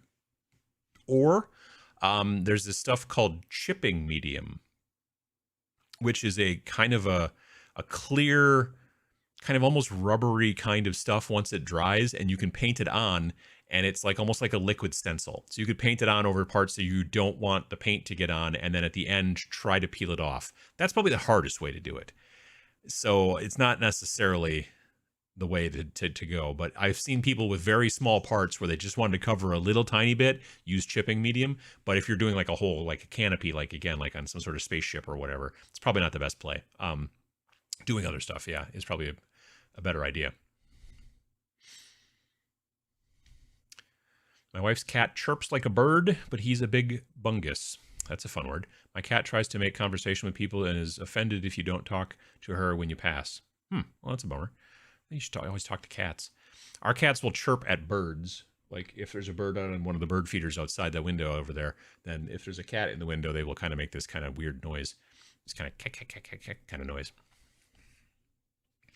I experimented with watercolor shading on miniatures painted with enamels a long time ago. It worked somewhat, but it would easily rub off when dried. A clear coat might alleviate that. Yeah, I could see that. That's one of the things about using, I think, watercolors is watercolors are not particularly robust on hard surfaces. They soak into watercolor, paper quite easily, and that's kind of part of their charm, is the way they sort of spread out and do all their kind of thing. But for the most part, watercolors don't work great on any kind of hard surfaces, whereas acrylics are better that way, and to even some degree oils. It's just oils take a lot longer to dry. You and Sam should make a short parody of When Harry Met Sally and call it When Sam Met Adam, or Adam Met Sam. I haven't watched Harry Met Sally in a long time. Testers is a plastic cement designed for clear plastic that has some of the anti-fog quality. Well, yeah, plastic cement in general doesn't cause the fogging. It's the CA glue, the cyanoacrylate kind of super glue. That's the stuff that fogs. Evidently, according to that documentary I watched called CSI on CBS, they use super glue and they kind of heat it up and then it gives off fumes, and that's how you can see fingerprints on stuff.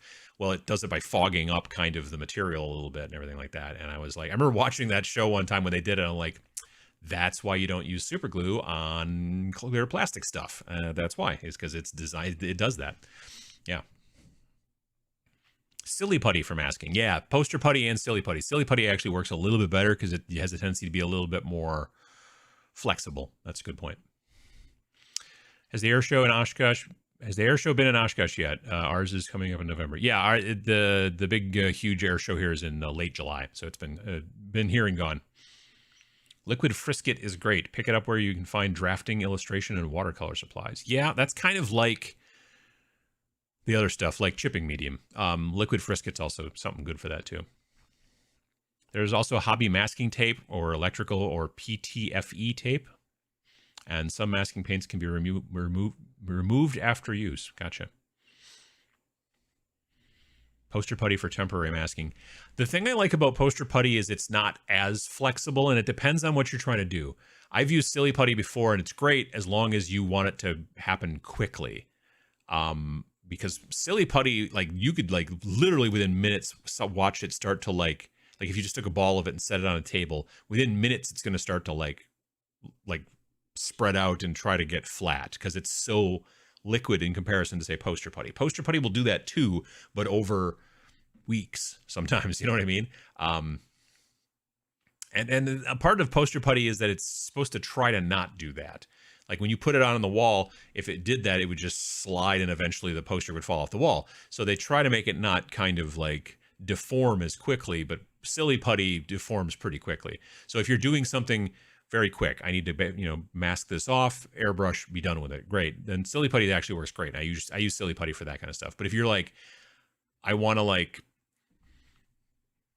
if you're going to use it for, let's say, like camouflage, if you want to do those kind of camouflage stripes, I've done this before where you take poster putty and you roll it into like snakes or sausages or whatever you want to call it. Use it in between your hands and you roll it, you know, and then you lay those kind of over the tank or whatever.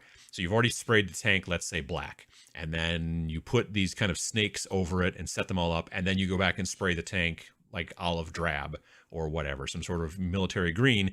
When you peel away the snakes off the top of it, you will now have these kind of black stripes, and they will fade to the green very easily because when you laid those sausages over the vehicle, they were round. So as the spray hits it, it kind of fades the stuff out. If you wanted sharp lines, then you would want to push the poster putty down flat, especially at the edges, as flat as possible, so it made a sharp line. And then when you sprayed the green, you would get a sharp line. But if you don't want that sharp line, which you generally don't with certain types of camouflage, then you want to have kind of thicker, you know, snakes that you put over the thing. The problem is if you use silly putty, is those snakes will immediately, as you're working on the first ones, the second one, you know, they'll start to like flatten out over the material of the vehicle. So it depends on how quick you work. If this is like a thing where you're like going to set it up and then come back tomorrow and spray it, yeah, but tomorrow it will look totally different. So silly putty is a lot quicker to like get weird on you. But if you're quick with it, it works great.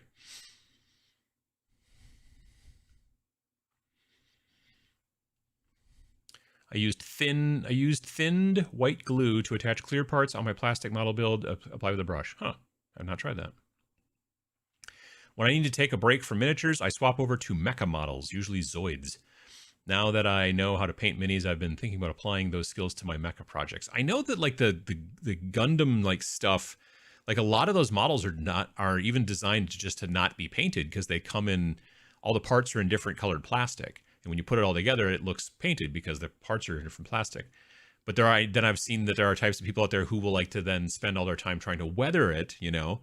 And then there are other people who just go straight to painting and then paint them however they want. But it's kind of interesting. Like if you're like, I took this thing, put it together, it's already fully colored, and now I go in and weather it to make it look more realistic. I think I saw a video about that once. I thought it was kind of cool. Liquid Frisket, chicken and a biscuit. As long as it's not the glow-in-the-dark silly putty, I found it as a different formulation and will slowly run. No kidding. Some sort of military green. Well, if you're playing historicals, you better know exactly what shade of green you're playing. Imagine, otherwise you're going to hear about it. See, that's why I don't play historicals. Generally, yeah.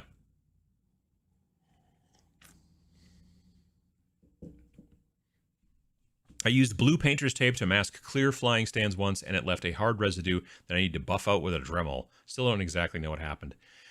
Was it on there for a long time? Because I've found that painter's tape, specifically the blue stuff, will leave a bit of residue if it's been on there for a long time. But if it's not been on there for a long time, it's usually okay. So there are times when I like get models set up and then unfortunately not paint them for like a month, you know, that kind of stuff. Something else gets in the way or something else is shinier or whatever. You're like, ooh, let's work on this instead. And so I could see that happening. But if it's on there for not very long, like an afternoon or something like that, it'd be weird that it would leave that kind of residue. That's interesting. The older Gundam kits are great starting points for kit bashes. Oh, yeah, I can see that.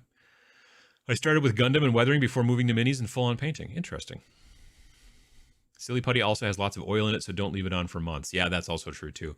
Like, because it's the thing about the silly putty is when you stick it to like, you know, like a newspaper, it's supposed to pick up, you know, the I don't know I don't know if they do this anymore, but back in the day when people had newspapers, you would take the silly putty and you'd stick it on the comics, and then you're like, hey, look, now I got Garfield on this piece of putty, and now I can make him look fat, or I don't know. It was weird.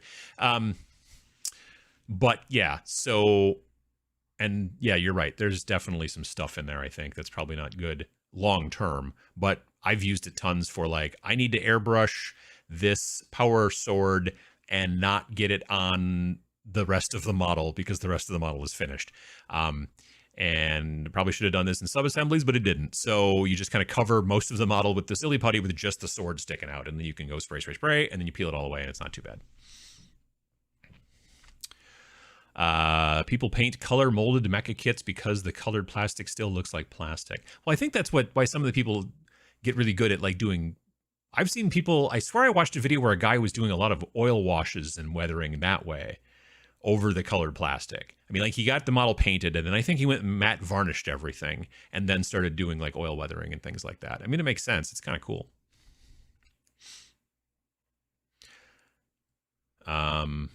Speaking of rivets, I couldn't help myself and ended up backing Rivet Wars after all. Yeah, I didn't decide to do that. I still have my Rivet Wars from the original run back in the day when, was it Cool Mini or not? Who made Rivet Wars originally?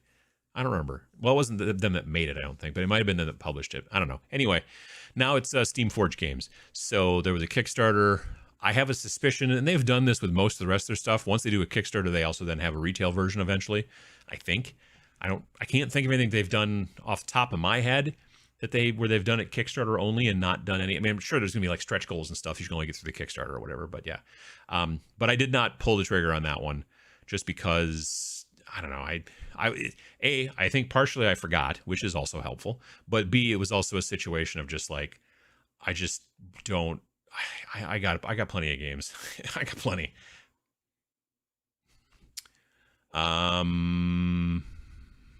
Let's see here. Although I was interested in 40K for years, it took put together a few Gunpla kits to give me the kick to collect Warhammer. Interesting.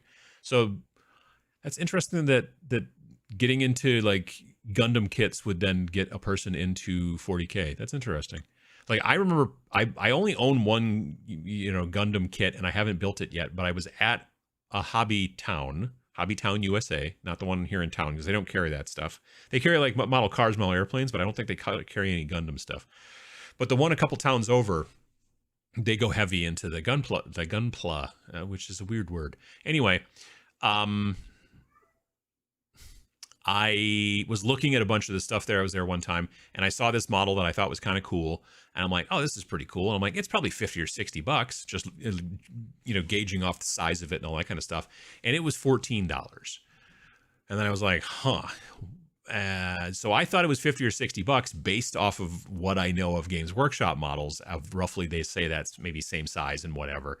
And but this was, so yeah, I bought it, but it's one of those things where I've kicked around the idea of like making a video for years, but I would have to do a lot more research to figure out like why the prices are so different. I'm sure it's economy of scale. I'm sure they sell way more, you know, Gundam kits than they sell GW things.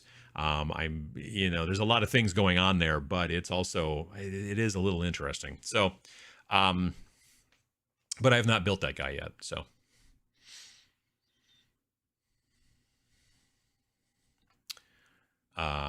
Excuse me, I couldn't help you notice your Panzer IV is the incorrect shade of brown drab for the Eastern Front in 44.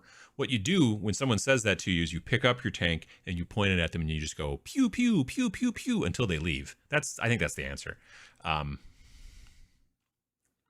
My sonic cleaner died. What's the one you're using? Amazon. I don't know. I bought it on Amazon. It was like $30. It's white. Ooh. It's got like a weird name that sounds like another name. I want to say it's Magnet Box, but it's not Magnet Box. Panaphonics? No. I remember when I got it, it sounded like a joke from The Simpsons, because there was like an episode of The Simpsons once when they were talking about Magnet Box, Panaphonics, and Sorny, or something like that. And you know, but it does have a weird name that sounds like another company, but it's just some weird, you know, I don't know. It's a sort of no brand whatever, but it was like $30 and it lasts for a certain amount of time, and then eventually you buy another one, probably. But this one's been pretty good, knock on wood, for, you know, quite some time. But I have had at least one die. I think the one that I got that died eventually was from Harbor Freight. I don't know if I've had an Amazon one die on me. It's not like Amazon brand or Amazon Basics. It's just, I don't know, some brand.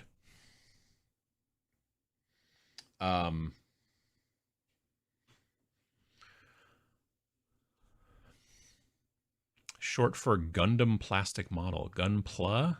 Huh.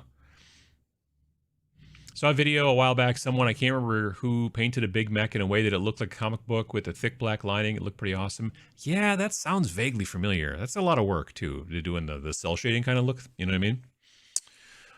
I got into Gunpla because a friend showed me a kit I really liked, and I realized I already have all the tools and the skills to do this hobby in my position thanks to minis. Well, there you go. See, then you went the other way around. Bandai has less SKU and way larger market as its merchandise. It's interesting that they worked with Bandai on the models, the whatever those guys are, like the action figures that they did first. It's just interesting to see them like be like, look, we made this cool Bandai like Primaris dude, and now they've made several of those, and then they also started working with McFarlane Toys to make a bunch of them. Those are way cheaper in comparison. Like that Bandai Primaris guy that I got was like $100. And then I got a unpainted Primaris guy from McFarlane, which is a different scale. He's a smaller guy, but he's like $20. And then now I've purchased some of the pre-painted Joy Toy models, which is not a great name. Sounds like they're selling something else. But some of those models that are for, licensed with 40K. And those models are amazing. They're like 1/8 scale. And those things are like painted like so well, it's crazy. Like edge highlighting, all kinds of little bits and all kinds of stuff like that. And you're just like, I don't understand it. But yeah, it's crazy. When you sell cool models for $14, you probably do sell a lot more. You're probably not wrong. Sure. GW versus Brexit. So this was before, I bought that model a while ago. This was before Brexit, but you know, Bandai absolutely sells more Gundam kits than GW sells Warhammer. Their scale of production is bananas. Bananas. Magnasonic? That might be it. I'm not sure. It was a strange name, though. My historical group doesn't have any rivet counters, so matching colors isn't exactly an issue for me. That's good. Gundam sprues have dates on them, and many get used for years on multiple kits. I mean, well, sure, that makes sense. Rhino kits, though, like from GW, like the vehicle, the normal transport that takes Space Marines around and whatnot, that particular mold has been getting used for a real long time, and it's starting to get a little long in the tooth. Not even just the model, but just like you can tell it's starting to like, you're getting kind of like slightly worse and worse mold lines in some spots and things like that. I haven't done a Rhino in a while, but the last one I did, I was like, oof, this is seeing its age. Still don't understand why I can get a 300th scale aircraft carrier for $30, but I can't get a 5-man troop Space Marine squad for less than $55. It's a good question, isn't it? Yeah, is a good question. And again, it's most likely, I think, a lot about economy of scale. There's, like, I know to some degree, like when they sell certain kits, like if they sell, I don't know, like when they produce, let's say big boxes, like a GW, like a 40K box, I think, and I don't know this for sure, but I think that they produce maybe 20 to 30,000 of that. and that's like it. You know, like if it's like one of those like 2-player kind of not starters, but you know what I'm talking about. Like they'll have like a force of like, I don't know, Drukhari versus some other guys or whatever, I don't know, and then it's some, you know, comes in that box, and then maybe there's like one extra cool guy in there or whatever that's like, you can't, it's one of those FOMO boxes, you know, you can't get anywhere else. Like they will produce X amount of those, and I think that number is between 20 and 30,000 usually, but it could be lower, I guess.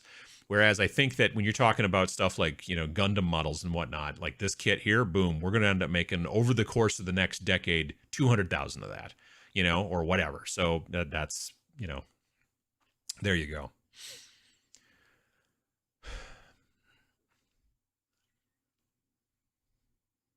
Gundam in Japan is bigger than Star Wars in the West. Yeah, no, I get that. Imagine Bandai releasing their own line of Titans. That'd be, well, I mean, like, well, hang on a second here. Let me see if I can move this. Oop. Almost. Whoops. Okay, well, that's everything fall on the floor then. Cool. I have this large box that I've been setting stuff on for a while. Speaking of Titans, so this is a Invictor tactical war suit. This is the, you know, it's like the size of a well, in general it would be the size of a Redemptor dreadnought, except instead of having a guy entombed inside who is mostly just a piece of gristle and a bit of brainstem, it's a guy who gets to go home for lunch because he's in there and he can just open up this this roll cage and be like, well, I'm gonna go. Now the fact that there's just a roll cage there, that guy's still gonna take gunfire. It's kind of a strange design, but if you've seen the normal model that GW makes, this one is a lot bigger and it's already pre-painted and done. I saw these at Gen Con, and then also some of the infiltrators and a bunch of the other models that this Joy Toy company makes. They had some of them out so you could look at them, and they were like amazing looking. Now I didn't buy this at Gen Con. I ordered it once I got home because I didn't want to figure out how I was going to get this thing home. And I haven't opened it yet. It's still in plastic, you can see. But they also showed them off a little bit at Nova, and they had one out, and I showed it to a couple of friends, and they were just like, that's the way it comes? I'm like, yeah. And it's just, the painting is amazing. Like, inside here, and it comes with a guy. Let's try to get the glare off of there. Yeah, like it. There we go. It comes with a guy as well. And he's all articulated and whatnot, and he can be sitting up in here and the whole deal. Like the seat that he sits on, the cushions are edge highlighted. Like it's I don't know how they did it, but it's amazing stuff. You can get them on. And the thing is, they don't just make this. They make, I went and looked at the website because all they were showing at Gen Con was like an Invictor battle suit and maybe some infiltrators and a couple other little bits here and there. And then you go online and look, and there's currently 50 or 60 different things that they've made, and they're going to keep making them. They make orcs, they make Traitor Guard, they make, you know, Death Company Blood Angels. They make like just tons of stuff. And I'm like, that's interesting, because here's the deal. This guy here, fully painted and the whole deal, is, I think I paid $200, but I think that they were on sale potentially at Nova. I swear to God, the guy at the GW booth was like, oh yeah, those are $150. And I'm like, that's like $20 cheaper than a completely unpainted and unbuilt Imperial Guard or Imperial Knight. You know what I mean? Like that's just so odd to me. Anyway, very, very interesting to see. I don't know. Do you think the GW moved to COcast to reduce price? No, not because of the price thing. COcast works great when you need 3,000 of something. It does not work when you need 30,000 of something. So for them, metal molds are very expensive up front, but then after that, they become very, very cheap to produce that many models that GW needs. Now, if they were putting out like a limited edition person who they would normally do in resin, those they could do in COcast. That would make sense, but it's limited edition. But when you're talking about, we have to make this group of models and we need, you know, to use them for the next 10 years, and we're going to make, you know, 100,000 of them over the next decade or something like that, COcast is not the good plan. But when you're like a smaller company, you're like, I need 2,000 or 3,000 of these models, then COcast totally makes sense. The old Primaris baby carrier. It's true.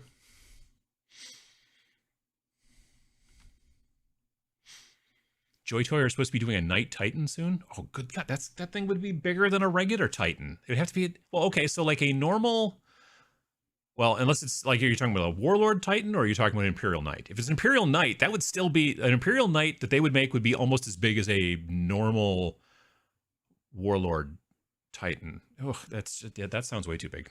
It's nuts. I have the Invictor. It is awesome, bigger than a Warhound Titan. It's a big honking model. It would be interesting to know how many Rhinos GW have sold. Like, since it launched, yeah, that would be a good question. It's a good point. Remember how in Warhammer First Edition they chopped the arms and legs off of perfectly healthy Marines to put them in dreadnoughts? No, I don't think I ever played the like First Edition. I never played like Rogue Trader for like First Edition Warhammer.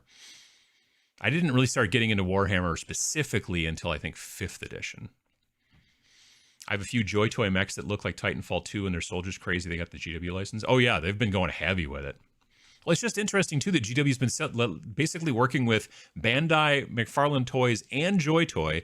But the thing that's most interesting is that all three of those are in different scales. And I think that's by design. I have a suspicion that they are doing it by design because then that way, like, you couldn't be like, cool, I'm going to buy a little bit of this and a little bit of that and mix them together and or something. And I'm sure it's maybe not so much on GW's end. I'm sure it's like the licensees, let's say McFarlane here, is like, we don't want our stuff to be the same size as these guys' stuff because then maybe people will buy their stuff and not our stuff, or mix and match. But this way, you know what I mean? I don't know. It's weird, but I find it interesting that all three of the scales are a little bit different because it's basically like the Bandai and then McFarlane and then Joy Toy.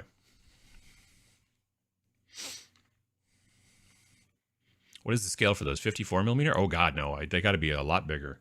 Like I said, like well, here.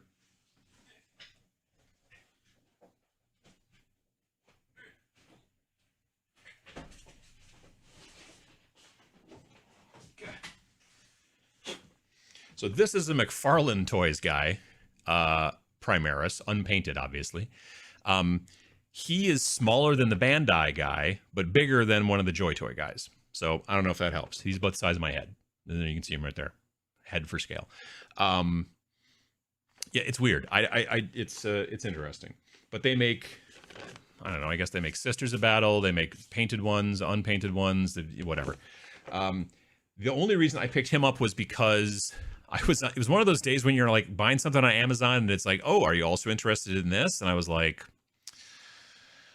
yeah, I guess. I mean, it was $20. You know, that's pretty reasonable. I don't know, for a guy that big. I don't know. Now, I don't know that I'll ever paint him per se, but maybe. Garden hammer, yard hammer, parking lot hammer. You're not wrong. COcast is for smaller producers, basically everyone not called Cool Mini or GW. Yeah, to some degree. Like, again, I know that like Warlord's going to start using them or has started using them. I know that Corvus Belli is using them now, or he's in the process of getting into that. Maybe it's more for the new Warcrow stuff, the new fantasy stuff that Corvus Belli is doing. But yeah. Imperial Knight, sorry. Oh, well, even Imperial Knight would still be pretty big at that scale. I mean, good lord. Most people never played Rogue Trader. Most of us just read the book and waited until 2nd edition came out. Joy Toy just showed off a Grey Knight guy who has me really tempted. Yeah, I really like, the thing that I really like about Joy Toy as well, to some degree, is that they seem to matte varnish everything. Like the Bandai guys look plasticky and shiny. The McFarlane guys, well, that guy's unpainted, so I don't know what their painted ones look like. But I don't know, there's just something about the way the Joy Toy ones, when I've seen them in person, I'm really impressed by the overall finish. I don't know. Joy Toy just showed off a, oh, I read that. Toy collectors like to collect in certain scales. Yeah, I guess it could be that. It's a first Uncle Adam live unboxing stream. I mean, probably not. Well, have I unboxed stuff on Twitch before? No, maybe not. But yeah, no, I'm not sure yet, like, what I'm going to do with this guy, but I bought him because I don't know. It looked really cool. New Joy Toy Blood Angels on pre-order are cool. I thought the Death Company guys looked really neat, but the thing is here, like, I could buy a bunch of them, except why? Like, I bought these. I might make a video about them. I'm kind of thinking about doing that. We'll see. but like I don't want to start collecting, especially because they're so massive. Like, you know, I don't want to start collecting a bunch of them because what am I going to do with them? I'm certainly not going to like play a game with them. That would be crazy. So yeah, I don't know. Haven't been reading the chat, but I believe a master grade Gundam is the right scale to replace an Imperial Knight if I remember my research for an old project correctly. Well, that's kind of cool. Joy Toy Site says they're 1/18th scale? Oh, I thought they were 1/8th scale. Well, I guess that makes sense. No, 1/18th probably makes more sense. I think I might have misread that. I reread the Rogue Trader rulebook over and over during game chemotherapy in 93 and was ready to dive in. Yeah, I've got the book. They did a reprint 5 years ago, maybe, of the Rogue Trader book, and I picked one up, and I thought it was kind of cool. But again, it was one of those deals where I bought it to read it and like check through it, but I wasn't planning on playing, you know, first edition. Garden Hammer. Darn, I just got an idea for garden gnomes just now. Wonder if the wife will approve. There you go. New Emperors of... I think I remember you unboxing. Oh, I've done not live unboxings. Like I've done videos where I open up the box and show you stuff inside, like, you know, like normal Friday videos. But I don't know if I've done a live one, like on Twitch or on... But I could be wrong.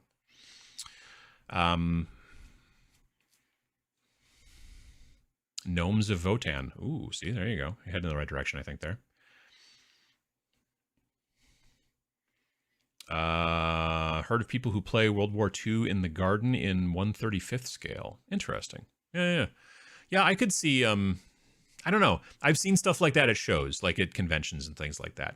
I swear somebody said that there was a Kill Team game going on at Gen Con this year that was either with McFarlane models or maybe the Joy Toy ones, where they were playing, they just basically scaled everything up to play. But I didn't come across it, so I don't know. I could have been wrong.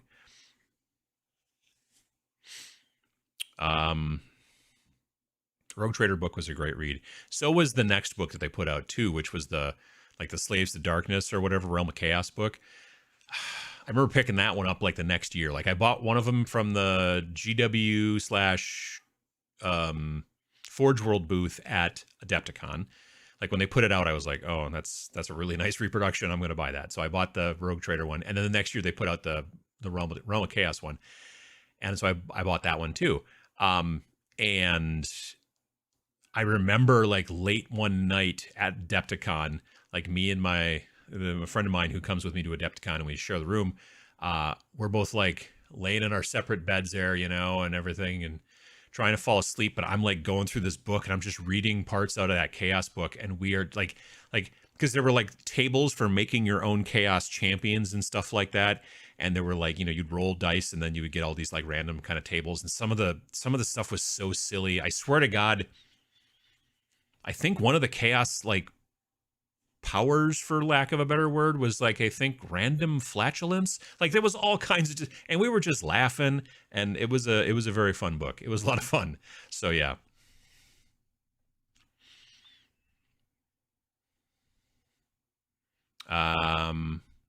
You may have already answered this, but why didn't GW send you a copy? I thought it was kind of their thing to send you stuff.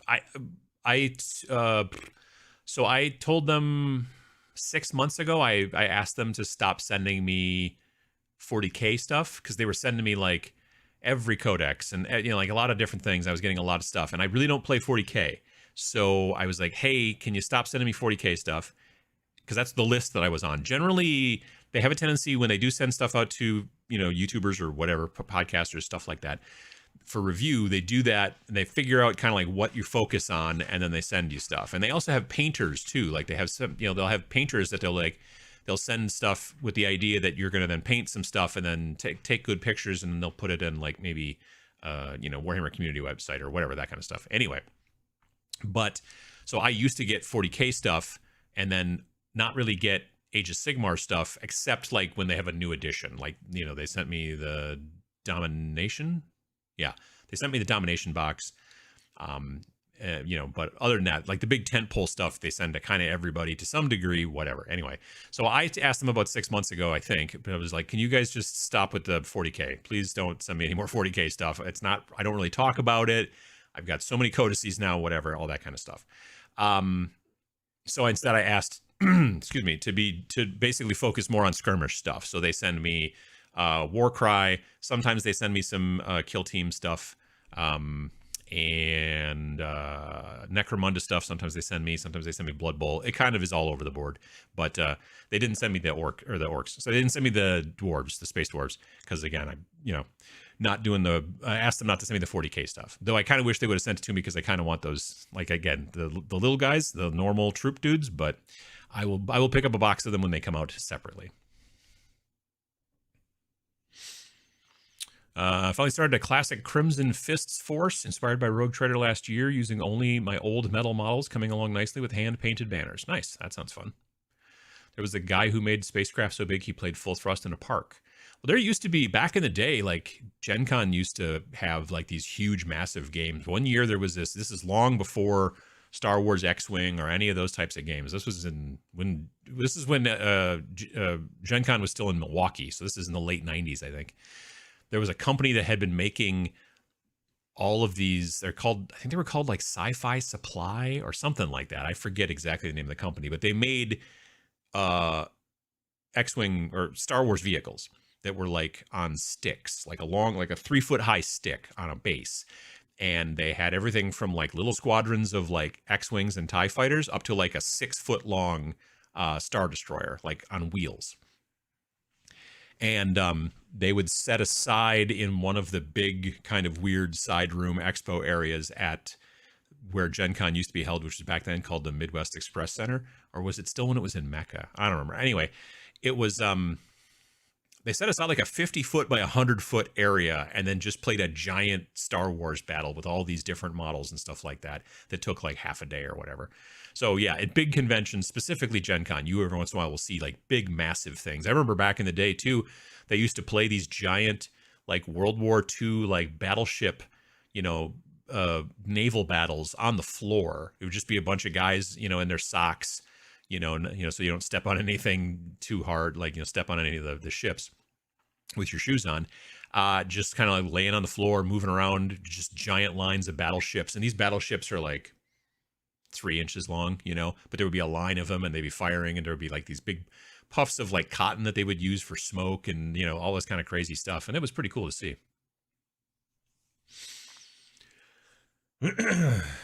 I swear GW should make all their rules and novels as print on demand. They're a model company. They would sell more models. They should go the D&D route. It's a brand. I've made a video here before, actually, every other Sunday show, about how I think that they have a real book addiction. So they're not going to do that. You're not wrong, though.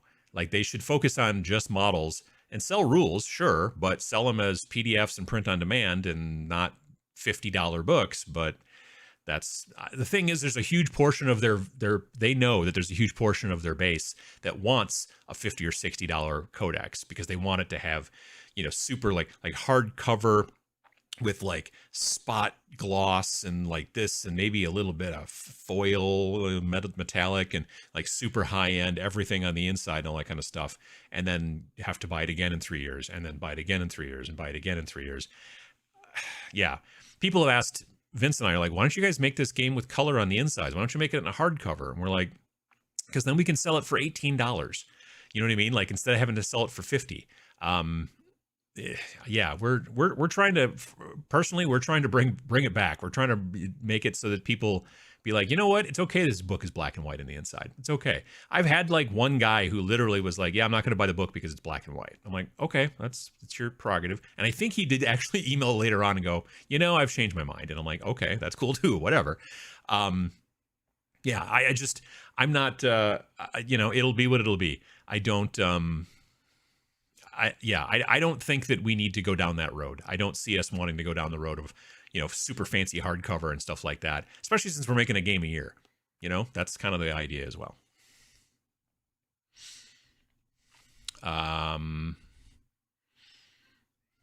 Let's see. I remember seeing that huge Star Destroyer Gen Con 95. Might have some photos someplace. That might have been the year. That could have been, or sometime around then. Used to be a group that did naval games in the UK with Lego pirates. Nice. That sounds like fun. I remember Sci-Fi Supply. Never heard of them making ships. Only terrain made of vacuum-formed plastic. Maybe that's what I'm getting confused. Although they might have done this on the side, like not to sell. These were definitely not for sale. These were like for a big expo thing. But yeah, I mean, I could be wrong on that. I know that name is definitely, now that you mention it, I do remember them making vacuum form stuff. But honestly, like a good portion of that huge giant Star Destroyer, that could have been vacuum formed, you know?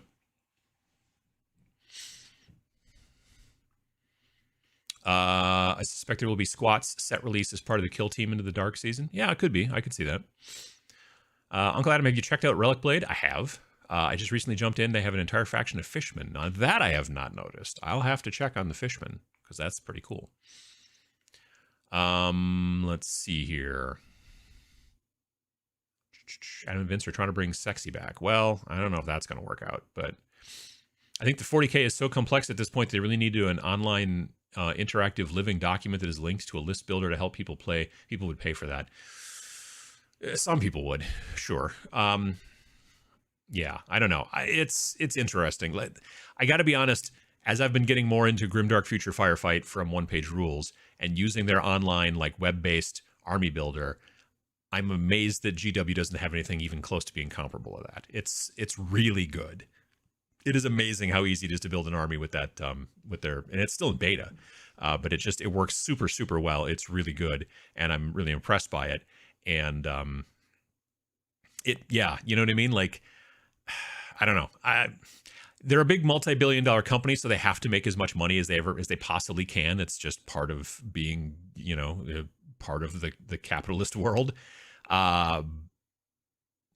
And, you know, Vince and I can be like, oh, well, we're not going to try to make, you know, as much absolute money possibly as we can with our game. We want to make things more reasonably priced. We can do that because there's just the two of us. If we had a bunch of employees and all that kind of stuff and blah, blah, blah, it's a different story at that point. But, you know, again, I just want more people to, I don't know. I personally want more people to try out indie stuff. So that's also part of it too.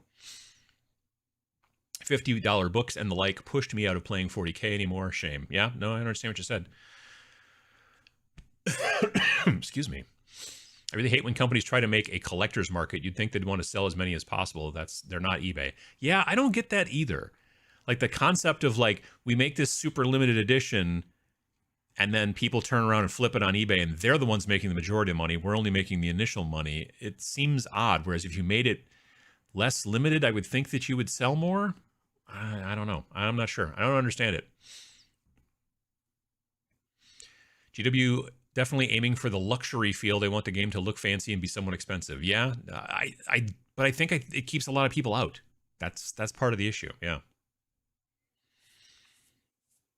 BW black and white interiors are cheaper to print. Oh yeah, no, like for Space Station Zero, like that book would be if we were to go hardcover with color insides, that book would be at least double the price. I'd have to run the math again, but at least double the price. So yeah, we were just like, I don't know if it's that important.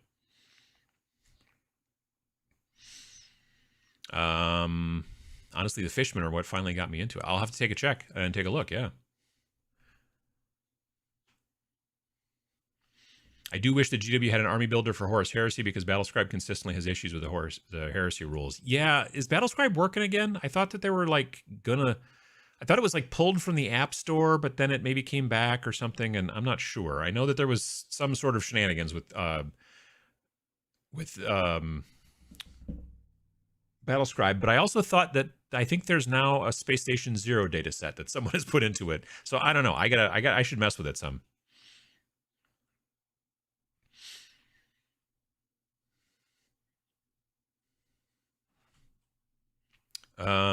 I will never understand why GW paywalls army building behind either a subscription or a book purchase. The first thing I do when buying a faction is any game is to list build or look at other lists. I mean, back when Age of Sigmar first came out, and they came out with the app that worked really nicely for being able to like look at stuff. You couldn't really army build with it, but you could look at all the different free war scrolls.